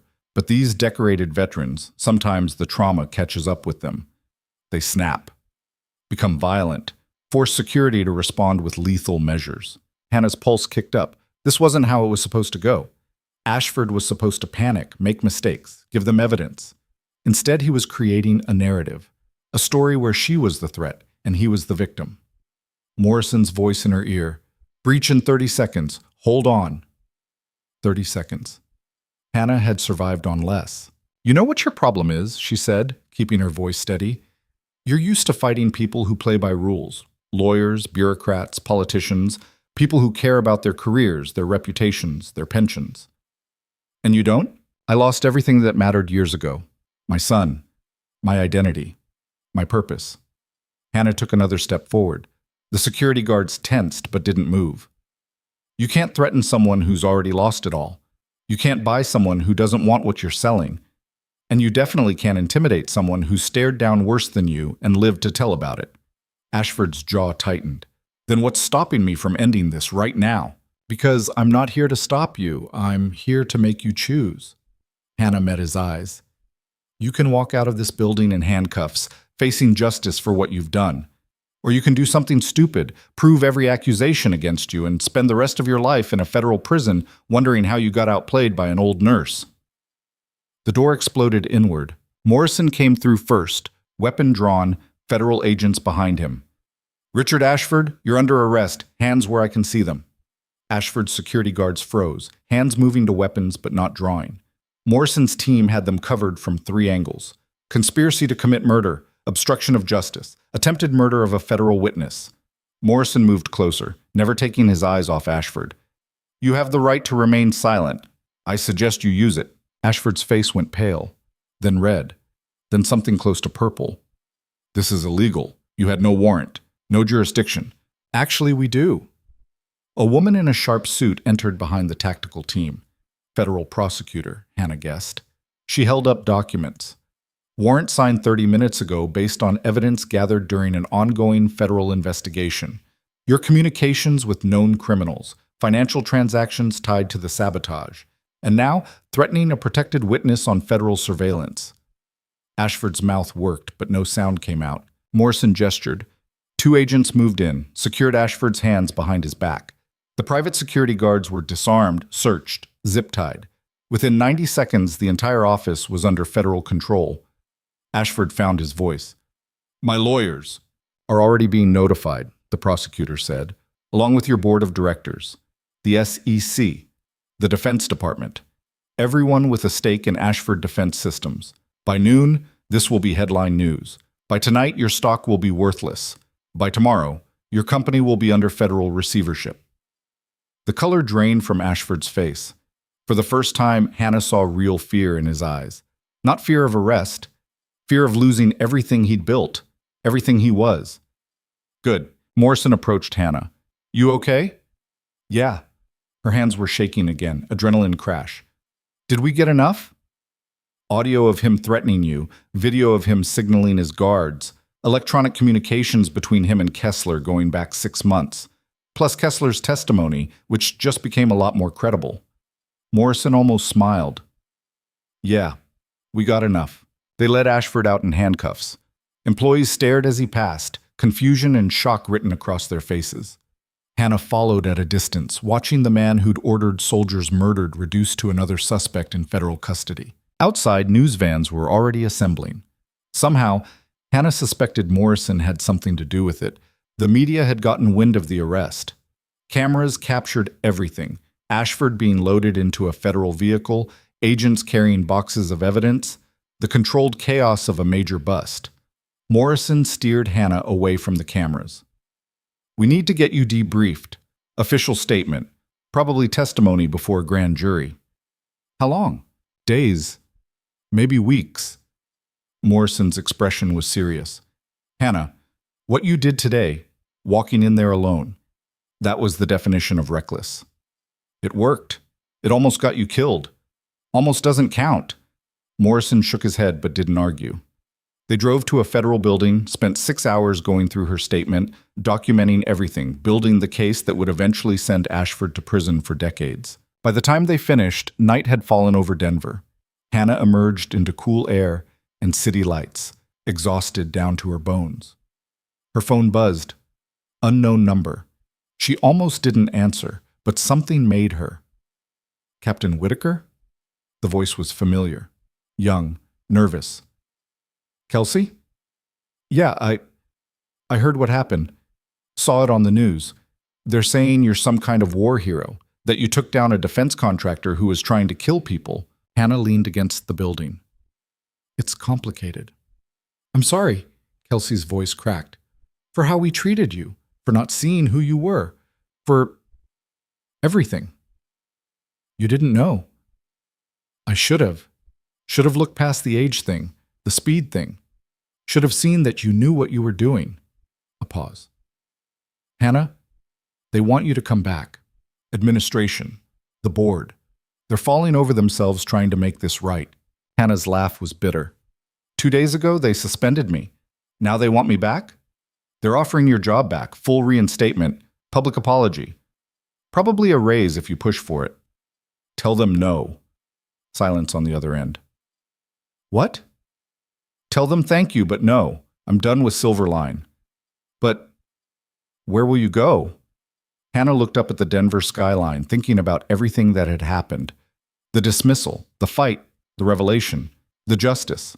I don't know yet, she said honestly, but somewhere I'm wanted for what I can do, not tolerated despite my age. We want you, Hannah. I want you. I learned more watching you work one shift than I did in 2 years of nursing school. Then learn from someone else. Be better than we were. See people for who they are, not who you think they should be. Hannah hung up before Kelsey could respond. Morrison appeared from the building. That was the hospital? Offering me my job back. You turning it down? Already did. Morrison nodded slowly. Got another offer for you. Military medical facility in Colorado Springs. They need experienced trauma staff, veterans only, people who understand what soldiers go through. Hannah considered it. A place where her experience mattered, where age was wisdom, not a liability, where the work meant something beyond metrics and administration. I'll think about it. Good. Morrison checked his watch. Dalton wants to see you. He's stable, lucid, keeps asking when you're coming. They drove to the military facility where Dalton had been transferred. Maximum security, armed guards, the kind of protection that should have been in place from the beginning. Hannah showed her ID, was cleared through 3 checkpoints, and finally reached Dalton's room. He was sitting up, color better, eyes clear. When he saw her, his face lit up. Captain, Sergeant, she pulled a chair close. How are you feeling? Like I got shot, blown up, and held hostage, but alive. Dalton's smile faded. I heard what you did, walking into Ashford's building alone. That was insane. Worked, though. Doesn't make it less insane. He shook his head. You saved my life twice. Risked yours multiple times. I don't know how to... You don't have to say anything. Yeah, I do. Dalton's voice was firm. In Kandahar, when I was bleeding out, you told me something. Said, you don't get to die today. I'm not done with you yet. I held on to that. Through recovery, through deployments, through everything. When I saw you in that ER, I knew I was going to make it, because you weren't done with me. Hannah's throat tightened. You remembered every word. Dalton met her eyes. You taught me what it means to fight, not just enemies, but for people, for what's right, even when it's hard, especially when it's hard. Your team, Hannah said quietly, the ones who didn't make it. I'm sorry. Dalton's jaw clenched. They deserved better. Deserved to come home. But because of you, Ashford's going to pay. Their families will know the truth. That matters. Does it? Yeah, it does. Dalton reached out, gripped her hand. Thank you for everything. Hannah squeezed back, then stood. Get some rest. You've got a long recovery ahead. Where are you going? Don't know yet, but somewhere I can be useful. Captain? Dalton's voice stopped her at the door. Wherever you go, they're lucky to have you. Hannah left before the tears could start. Walked down sterile corridors, past guards and patients, and all the machinery that kept broken people alive. Outside, Morrison was waiting. All set? Yeah. They drove in silence for a while. Then Morrison spoke. The prosecutor called. Grand jury indictment came through. Ashford's looking at 25 to life, no parole. His company's being dismantled. The board voted him out this afternoon. Stock's in free fall. Everything he built is gone. Good. Also, 3 other defense contractors are under investigation for similar issues. Turns out Ashford wasn't the only one cutting corners and covering tracks. Your case opened the door to a whole mess of corruption. Hannah stared out at the passing city. How many people knew? How many looked the other way? More than I want to think about. Morrison's voice was grim. But that's changing. New oversight, new regulations, all because you decided not to stay quiet. They reached the safe house. Hannah climbed out, then leaned back through the window. Morrison, thank you for trusting me, for backing me up when it would have been easier to play it safe. Morrison's expression softened. You're a soldier, Captain. We don't leave soldiers behind, ever. She watched him drive away, then turned to the house. Tomorrow she'd figure out what came next. Where to go. What to do. How to rebuild a life from the pieces. Tonight, she was just going to sleep. But sleep didn't come easy. Her mind kept circling back to the hospital, to Petrel's dismissal, to Frost's suspension, to Werner's threats, to the months of being treated like she was invisible, irrelevant, a burden rather than an asset. They'd called her back, offered reinstatement, probably expected her to be grateful.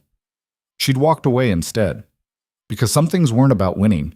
They were about refusing to lose yourself in the process. At 2 a.m., her phone rang. Morrison, turn on the news. Hannah found the remote, clicked on the television.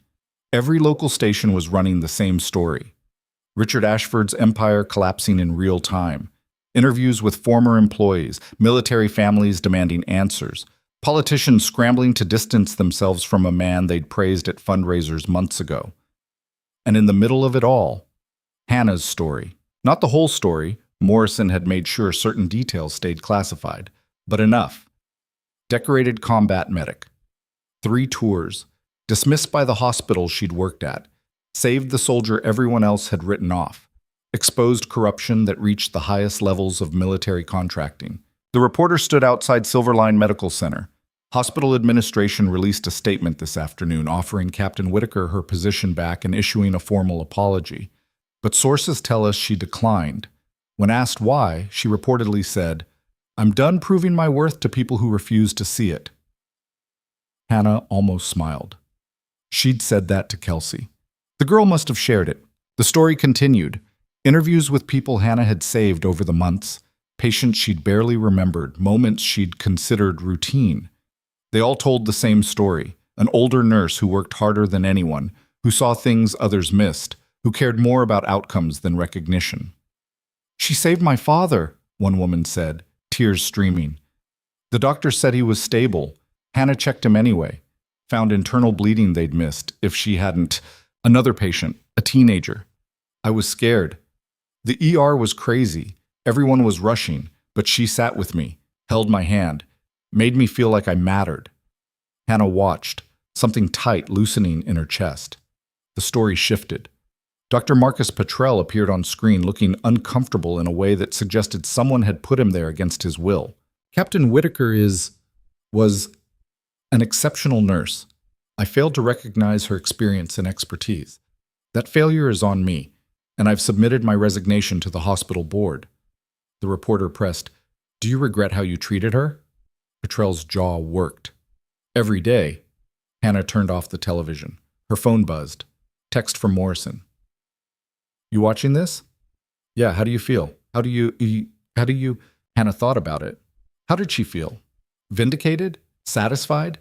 Angry that it took national news for people to see what had been there all along? "Tired," she texted back. "But okay. The job offer still stands. Colorado Springs. They want an answer." Hannah stared at her phone. A new hospital. New people. New start. The chance to do what she was trained for without fighting for every scrap of respect. "I'll let you know tomorrow." She set the phone down and walked to the window. Outside, Denver slept under a blanket of lights. Somewhere in that city, Kelsey was probably still processing everything. Petrel was updating his resume. Werner was doing damage control. Frost was figuring out how to spin this. And Hannah? Hannah was finally free to choose what came next. On her terms. For her reasons. The phone rang again. Different number. She recognized it this time. The military facility in Colorado Springs. Captain Whitaker? Colonel Sarah Brennan. I run the trauma unit here. I've been following your story. What you did, taking down Ashford, saving Dalton, that's exactly the kind of person we need on our team. I haven't decided yet. I know.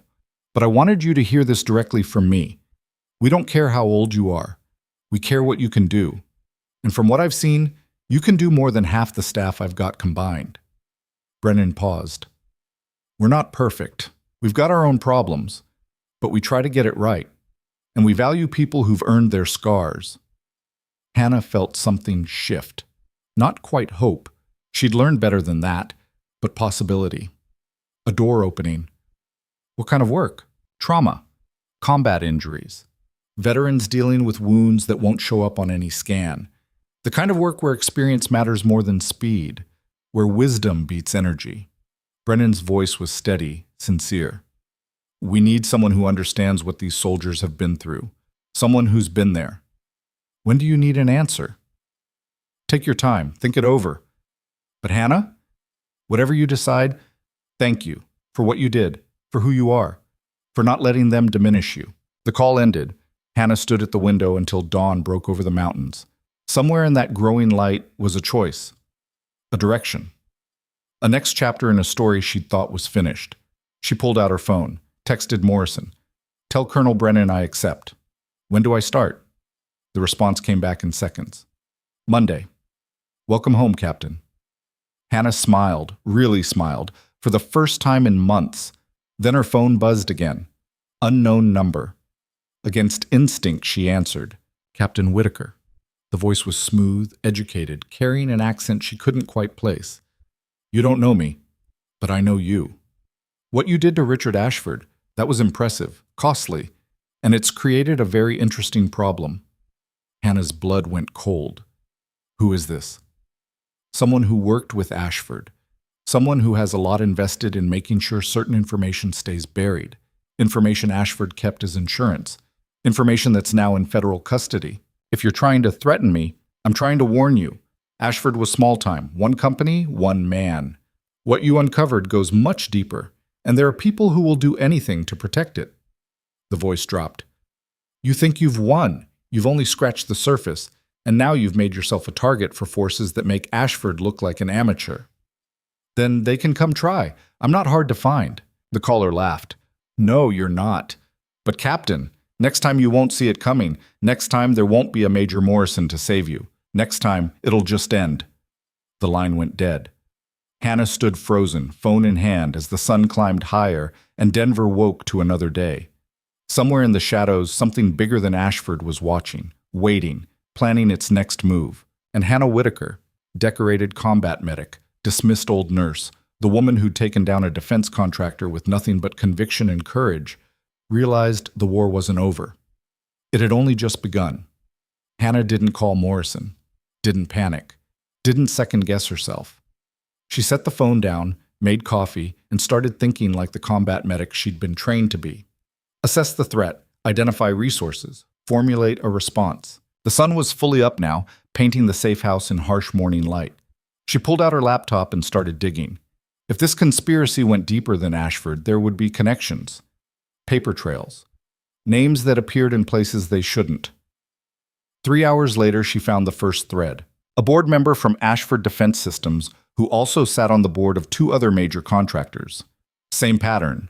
Innovative medical technology, massive government contracts, buried safety concerns. The second thread came 30 minutes after that. A Pentagon procurement officer who'd fast-tracked approvals for all 3 companies. Then a lobbyist. Then a senator. Hannah stared at the screen, watching the web take shape. Ashford hadn't been operating alone. He'd been part of a system. A machine designed to turn soldier safety into profit margins and bury anyone who objected. Her phone rang. Morrison. You get a call this morning? He asked without preamble. Yeah, threatening voice. No name. Said Ashford was small time and I've made myself a target. Thought so. We traced it. Burner phone. Dumped immediately after the call.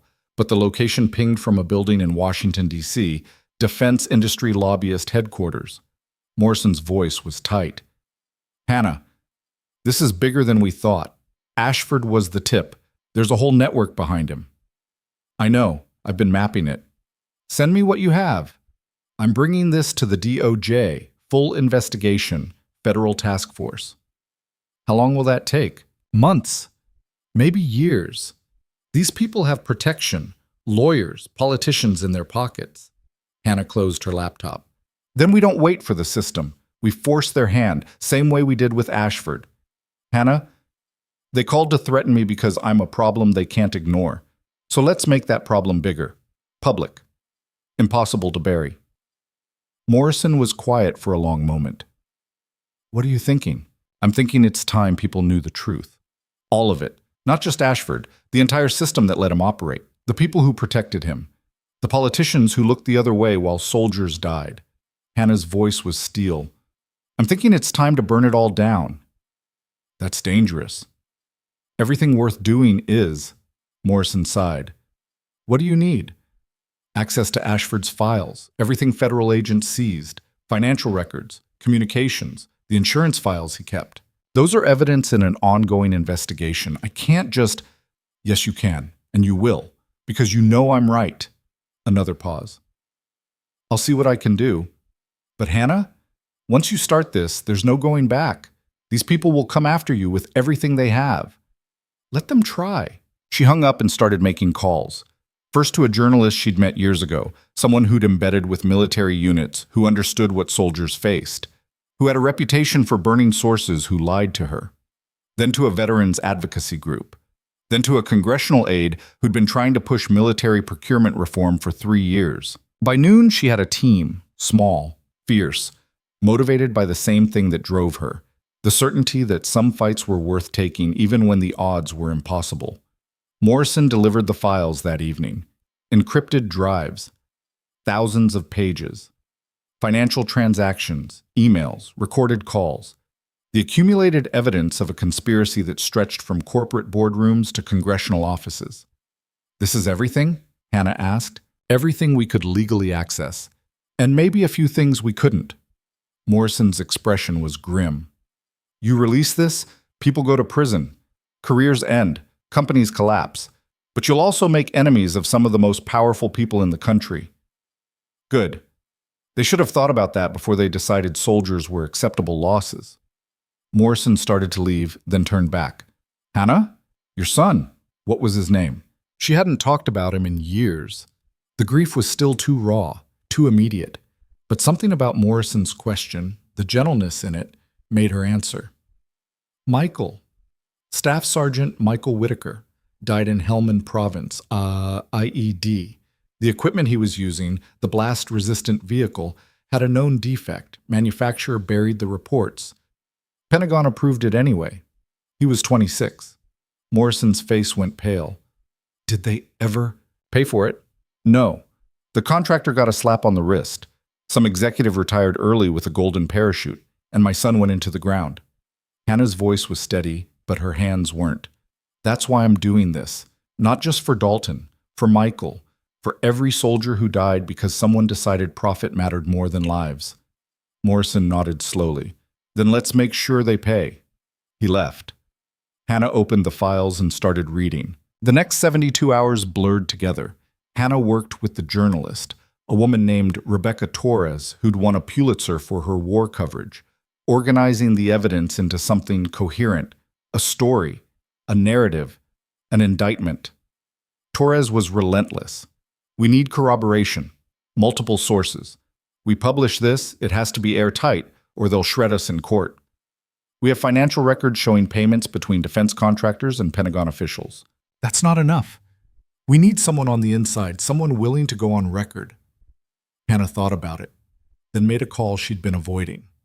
Dr. Marcus Petrell answered on the third ring. Captain Whitaker, I didn't expect to hear from you. I need information about Silverline's contracts with Ashford Defense Systems, equipment purchases, training programs, any connection between the hospital and his company. Silence. Then, why? Because I'm building a case, and I think Silverline was part of his network. Another institution he corrupted. I don't know anything about that. Marcus, Hannah's voice was quiet. You said you regretted how you treated me. Prove it. Help me finish this. More silence, then a long exhale. Give me 24 hours. Petrel delivered. Contracts showing Ashford Defense Systems had provided medical equipment to Silverline at below-market rates, training programs funded by Ashford, board members with financial ties to his company. Nothing illegal on its surface, but together it painted a picture. Institutions captured by corporate interests, making decisions based on money rather than patient care. Torres incorporated it into the story. The Veterans Group organized press conferences. The congressional aide scheduled hearings. Everything aligned. On Thursday morning, the story broke.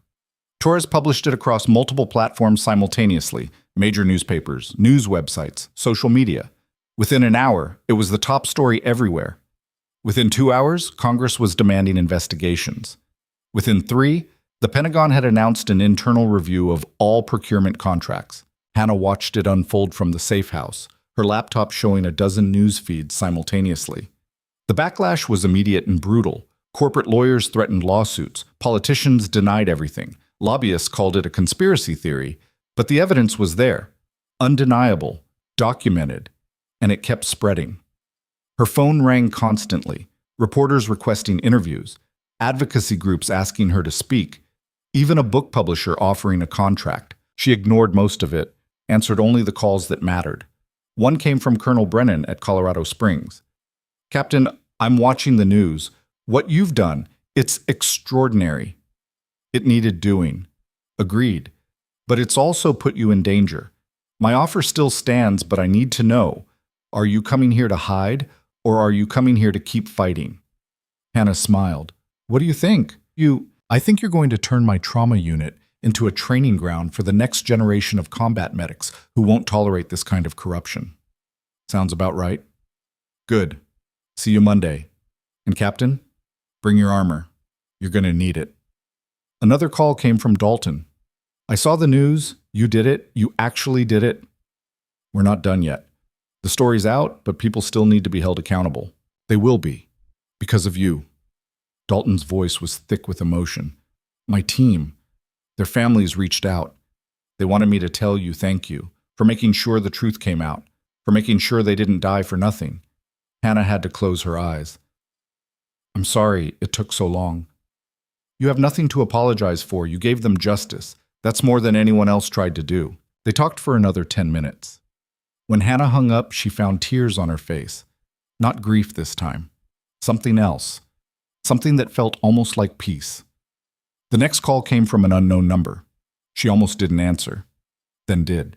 Captain Whitaker. A different voice this time. Older. Tired. My name is Senator Margaret Hayes. I chair the Armed Services Committee. I've been reading Torres's reporting, looking at the evidence you provided. And I want you to know we're going to fix this.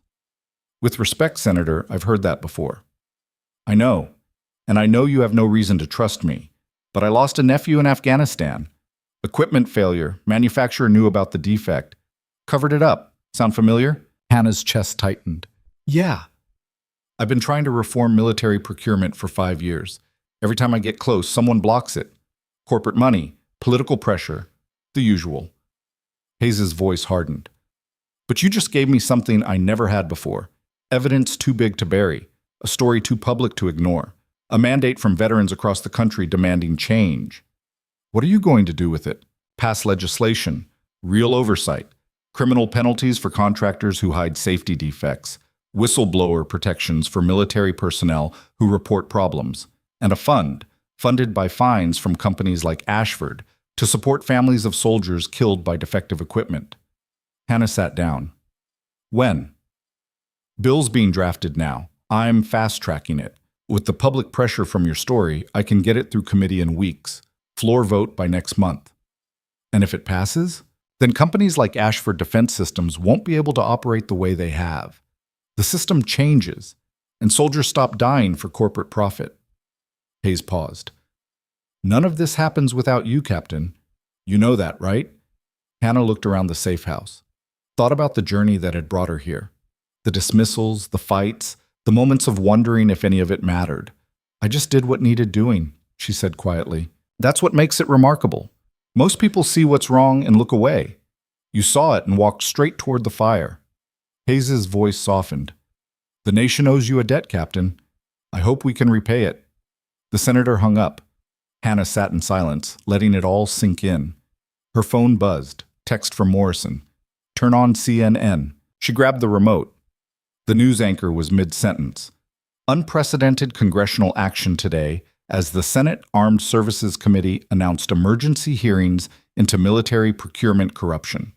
The investigation, sparked by reporting from Rebecca Torres and testimony from decorated combat veteran Captain Hannah Whitaker, has already led to the resignation of 2 Pentagon officials and the suspension of contracts worth over $3 billion. The image shifted. Ashford in an orange jumpsuit being led into a courtroom. The reporter's voiceover. Richard Ashford, former CEO of Ashford Defense Systems, pleaded guilty today to multiple counts of conspiracy to commit murder, obstruction of justice, and fraud. He faces a minimum of 25 years in federal prison.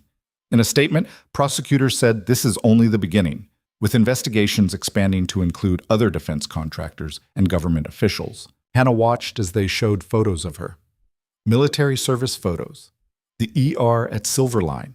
Standing outside Ashford's building. The journey documented in images. The anchor continued. Captain Whitaker, who declined interview requests, released a statement through her attorney saying simply, "This was never about me. It was about making sure no more soldiers die because corporations value profit over lives." The fight continues. Torres appeared on screen being interviewed. What Captain Whitaker did, walking into danger, refusing to back down, exposing a conspiracy that reached the highest levels of government and industry. That's the definition of courage.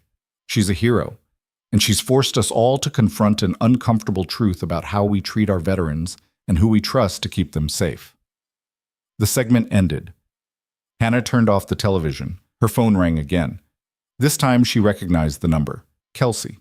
"Hannah, I've been watching the news, what you did. It's everywhere. You're everywhere." "Didn't do it for publicity." "I know, that's what makes it matter." Kelsey's voice cracked. "I'm sorry for everything, for not seeing you, for being part of the problem." "You weren't the problem. The system was. I was part of the system. I let it shape how I saw you, how I treated you." A pause. "But I'm learning, changing, because of what you taught me." "What did I teach you?" "That experience matters. That age is wisdom, not weakness. That the quiet ones, the ones who don't make noise, don't demand attention, they're often the ones who know the most and care the deepest." Kelsey took a shaky breath. "I'm going to be better, Hannah. I promise." Then my work there wasn't wasted. They talked for a few more minutes.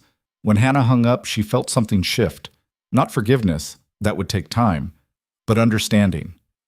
The recognition that people could change if given the chance and the reason. The weekend passed in a blur of calls, interviews she couldn't avoid, and preparations for Monday. Hannah packed her few belongings, said goodbye to the safe house guards who'd protected her, and drove to Colorado Springs on Sunday afternoon. The military medical facility sat against the mountains, all clean lines and purpose. Hannah pulled into the parking lot, sat in her car for a moment, and let herself feel it. The fear, the uncertainty, the possibility that this could be another Silverline, another place where she'd have to fight for every scrap of respect. Then she remembered Ashford in handcuffs, the legislation being drafted, the system starting to crack and change. She'd fought bigger battles than this. Colonel Brennan met her at the entrance, tall, sharp-eyed, with the kind of presence that came from years of command. "Captain Whitaker, welcome." "Colonel, I want to show you something before we do the formal orientation." Brennan led her through corridors to a wing under construction. New trauma training center, state-of-the-art, designed to prepare medics for the realities they'll face in combat. Not the sanitized version, but the real thing. Impressive. It's named after your son, the Staff Sergeant Michael Whitaker Combat Medicine Training Center. We're dedicating it next month. Brennan's voice was gentle. "I hope that's all right." Hannah couldn't speak, could barely breathe. She just nodded. He was one of ours, lost to a defect that should never have happened. We want to make sure future medics are trained well enough, equipped well enough, supported well enough that they can save soldiers who face the same dangers. Brennan met her eyes. We want to honor his memory by making sure his death meant something. Thank you, Hannah managed. They walked through the facility. Brennan introduced her to the staff. Veterans, all of them, with scars visible and invisible. People who understood what combat did to the body and the soul. People who'd treat her experience as an asset, not a liability. This is Dr. James Rivera, Brennan said, introducing a man in his 40s with kind eyes and a prosthetic left arm. He runs our PTSD program, former Army psychiatrist, 3 tours. Rivera shook her hand. Captain, I've been following your story. What you did, exposing that corruption, that took guts. Just did what was necessary. That's the soldier's answer. But it was more than that. You showed people that speaking up matters, that fighting back works, that even when the system is rigged against you, you can still win if you're willing to pay the price. Rivera's grip was firm. We need that energy here, that refusal to accept things as they are. The tour continued. Trauma bays, operating rooms, recovery wards, everything designed with one purpose, saving soldiers and helping them heal. Hannah felt something she hadn't felt in years. Not hope. She'd learned that hope was fragile and could shatter, but purpose.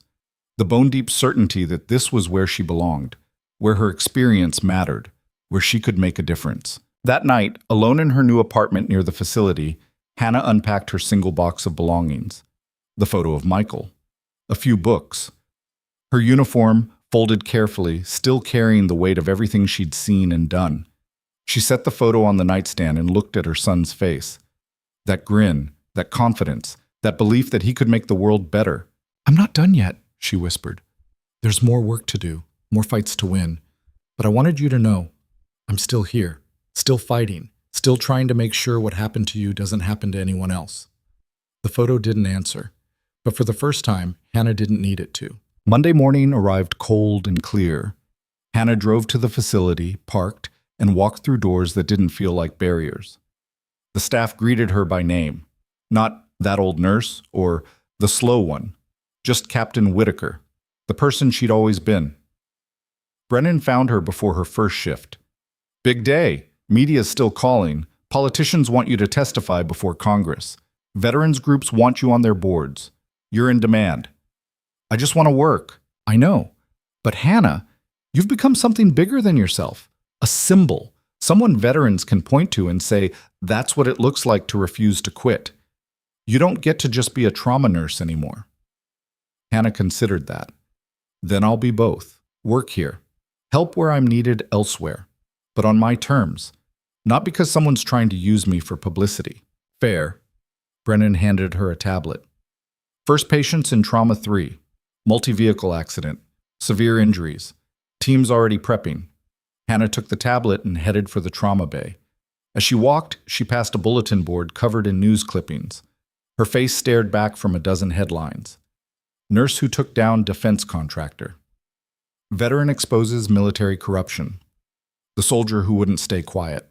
She kept walking. Trauma 3 was organized chaos. A young soldier, couldn't be more than 22, lay on the gurney, bleeding from multiple lacerations, conscious but disoriented. The team worked around him, efficient but tense. Hannah stepped in. "Report." The attending, a woman in her 30s, didn't hesitate. "Multiple traumas, lacerations to the chest and abdomen, possible internal bleeding, BP's dropping. We need to get him stable for surgery." Hannah moved to the patient's side. "What's your name, soldier?" "C. Carter, private first class." "All right, Carter. I'm Captain Whitaker. I'm going to take care of you. You understand?" He nodded, eyes wide with fear. Hannah's hands moved with practiced precision. IV placement, fluids, assessment. The team fell into rhythm around her, not because she was forcing them, but because she'd created a space where everyone knew their role and trusted each other to execute. Within minutes, Carter was stabilized. They moved him to surgery. The team dispersed, already preparing for the next emergency. The attending approached. "That was impressive. The way you took control without being controlling, created calm out of chaos." "Just doing what I was trained for." It's more than training. It's instinct, experience, the kind of thing you can't teach. The attending extended her hand. Dr. Lisa Chen, glad to have you here. Hannah shook it, ignoring the brief spike of irony at hearing that particular last name in this context. Glad to be here. The shift continued.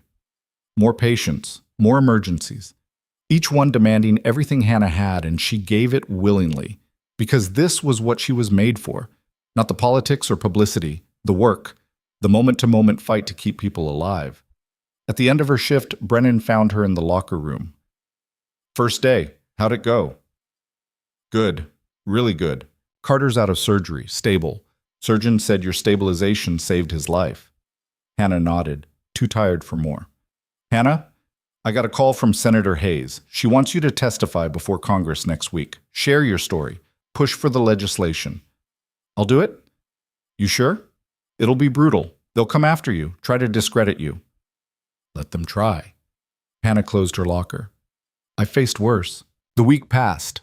Hannah worked her shifts, treating soldiers who came through the doors carrying wounds from training accidents, combat injuries, and the invisible scars that no surgery could fix. She testified before Congress on Thursday, sitting in a chamber full of politicians and cameras, and told the truth without flinching. Senator Hayes asked the question everyone wanted answered. Captain Whitaker, what do you say to people who claim you're exaggerating the scope of this corruption, that you're pushing a political agenda? Hannah leaned into the microphone. I'd say they should ask the families of the soldiers who died because contractors hid safety defects. Ask them if this feels like exaggeration. Ask them if holding people accountable for causing preventable deaths is political. She paused. I'm not here to advance an agenda. I'm here because my son is dead and I don't want another mother to bury her child because someone decided profit mattered more than safety. The chamber went silent. Hayes continued. What would you like to see happen as a result of this investigation? Real change, not symbolic gestures or committee meetings that lead nowhere. Criminal prosecution for executives who hide defects. Mandatory reporting of safety concerns, independent oversight of military contracts, and support for the families of soldiers killed by preventable equipment failures. Hannah's voice was steady. Make it impossible for another Richard Ashford to exist. Make it so expensive to cut corners that companies won't risk it. Make accountability the rule, not the exception. The testimony went viral. By that evening, it had been viewed millions of times. Veterans groups rallied around it. Politicians scrambled to align themselves with reform, and 3 weeks later, the legislation passed. Not perfectly. Politics never produce perfection, but substantively. Real oversight, real penalties, real change. Hannah watched the vote from her apartment, Morrison on speakerphone. You did it, he said. You actually changed the system. We did it. You, Torres, Hayes, everyone who refused to look away. But you started it. You were the one who stood up when everyone else was sitting down. Hannah thought about that. About the months at Silverline being dismissed and underestimated. About walking into Ashford's building knowing she might not walk out. About every moment of doubt and fear and exhaustion. Someone had to, she said simply. Morrison laughed. Yeah, someone did. I'm glad it was you. They hung up.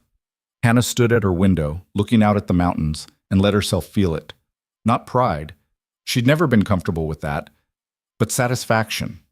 The knowledge that she'd done something that mattered, changed something that needed changing, made the world slightly less broken than she'd found it. Her phone buzzed. Text from Dalton.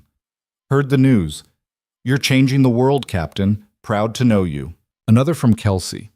We're naming an award after you at Silverline for nurses who show exceptional courage and advocacy. Thought you should know.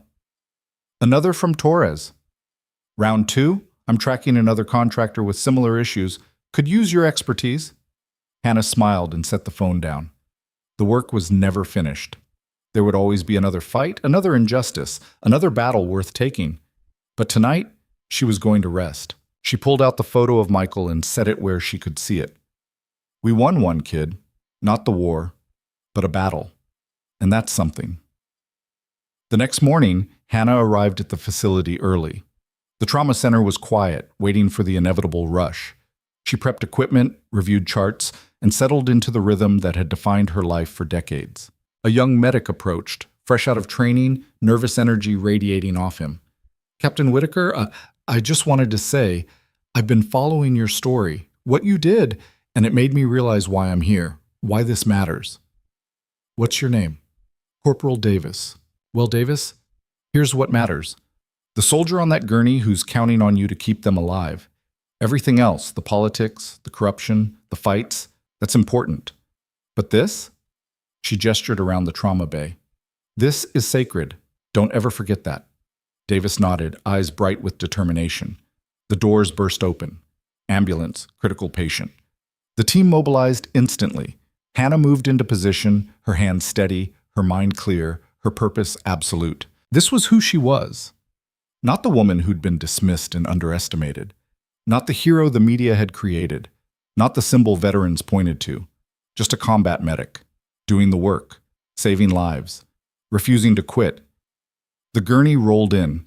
Hannah stepped forward, ready, because this was what she did, what she'd always done, what she would keep doing until her body couldn't do it anymore. And if someone tried to stop her, tried to tell her she was too old, too slow, too past her prime, well, they'd learn what everyone else had learned.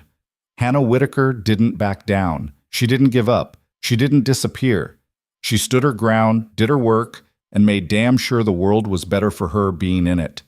The patient needed help. Hannah provided it. The system needed changing. She'd changed it. The fight needed fighting. She'd fought it. And when the dust settled and the noise faded and history looked back at this moment, it would see one truth clearly. Never underestimate the quiet ones. Never dismiss the ones who've earned their scars. Never assume that age means weakness or that silence means surrender. Because sometimes the most dangerous person in the room is the one everyone overlooked.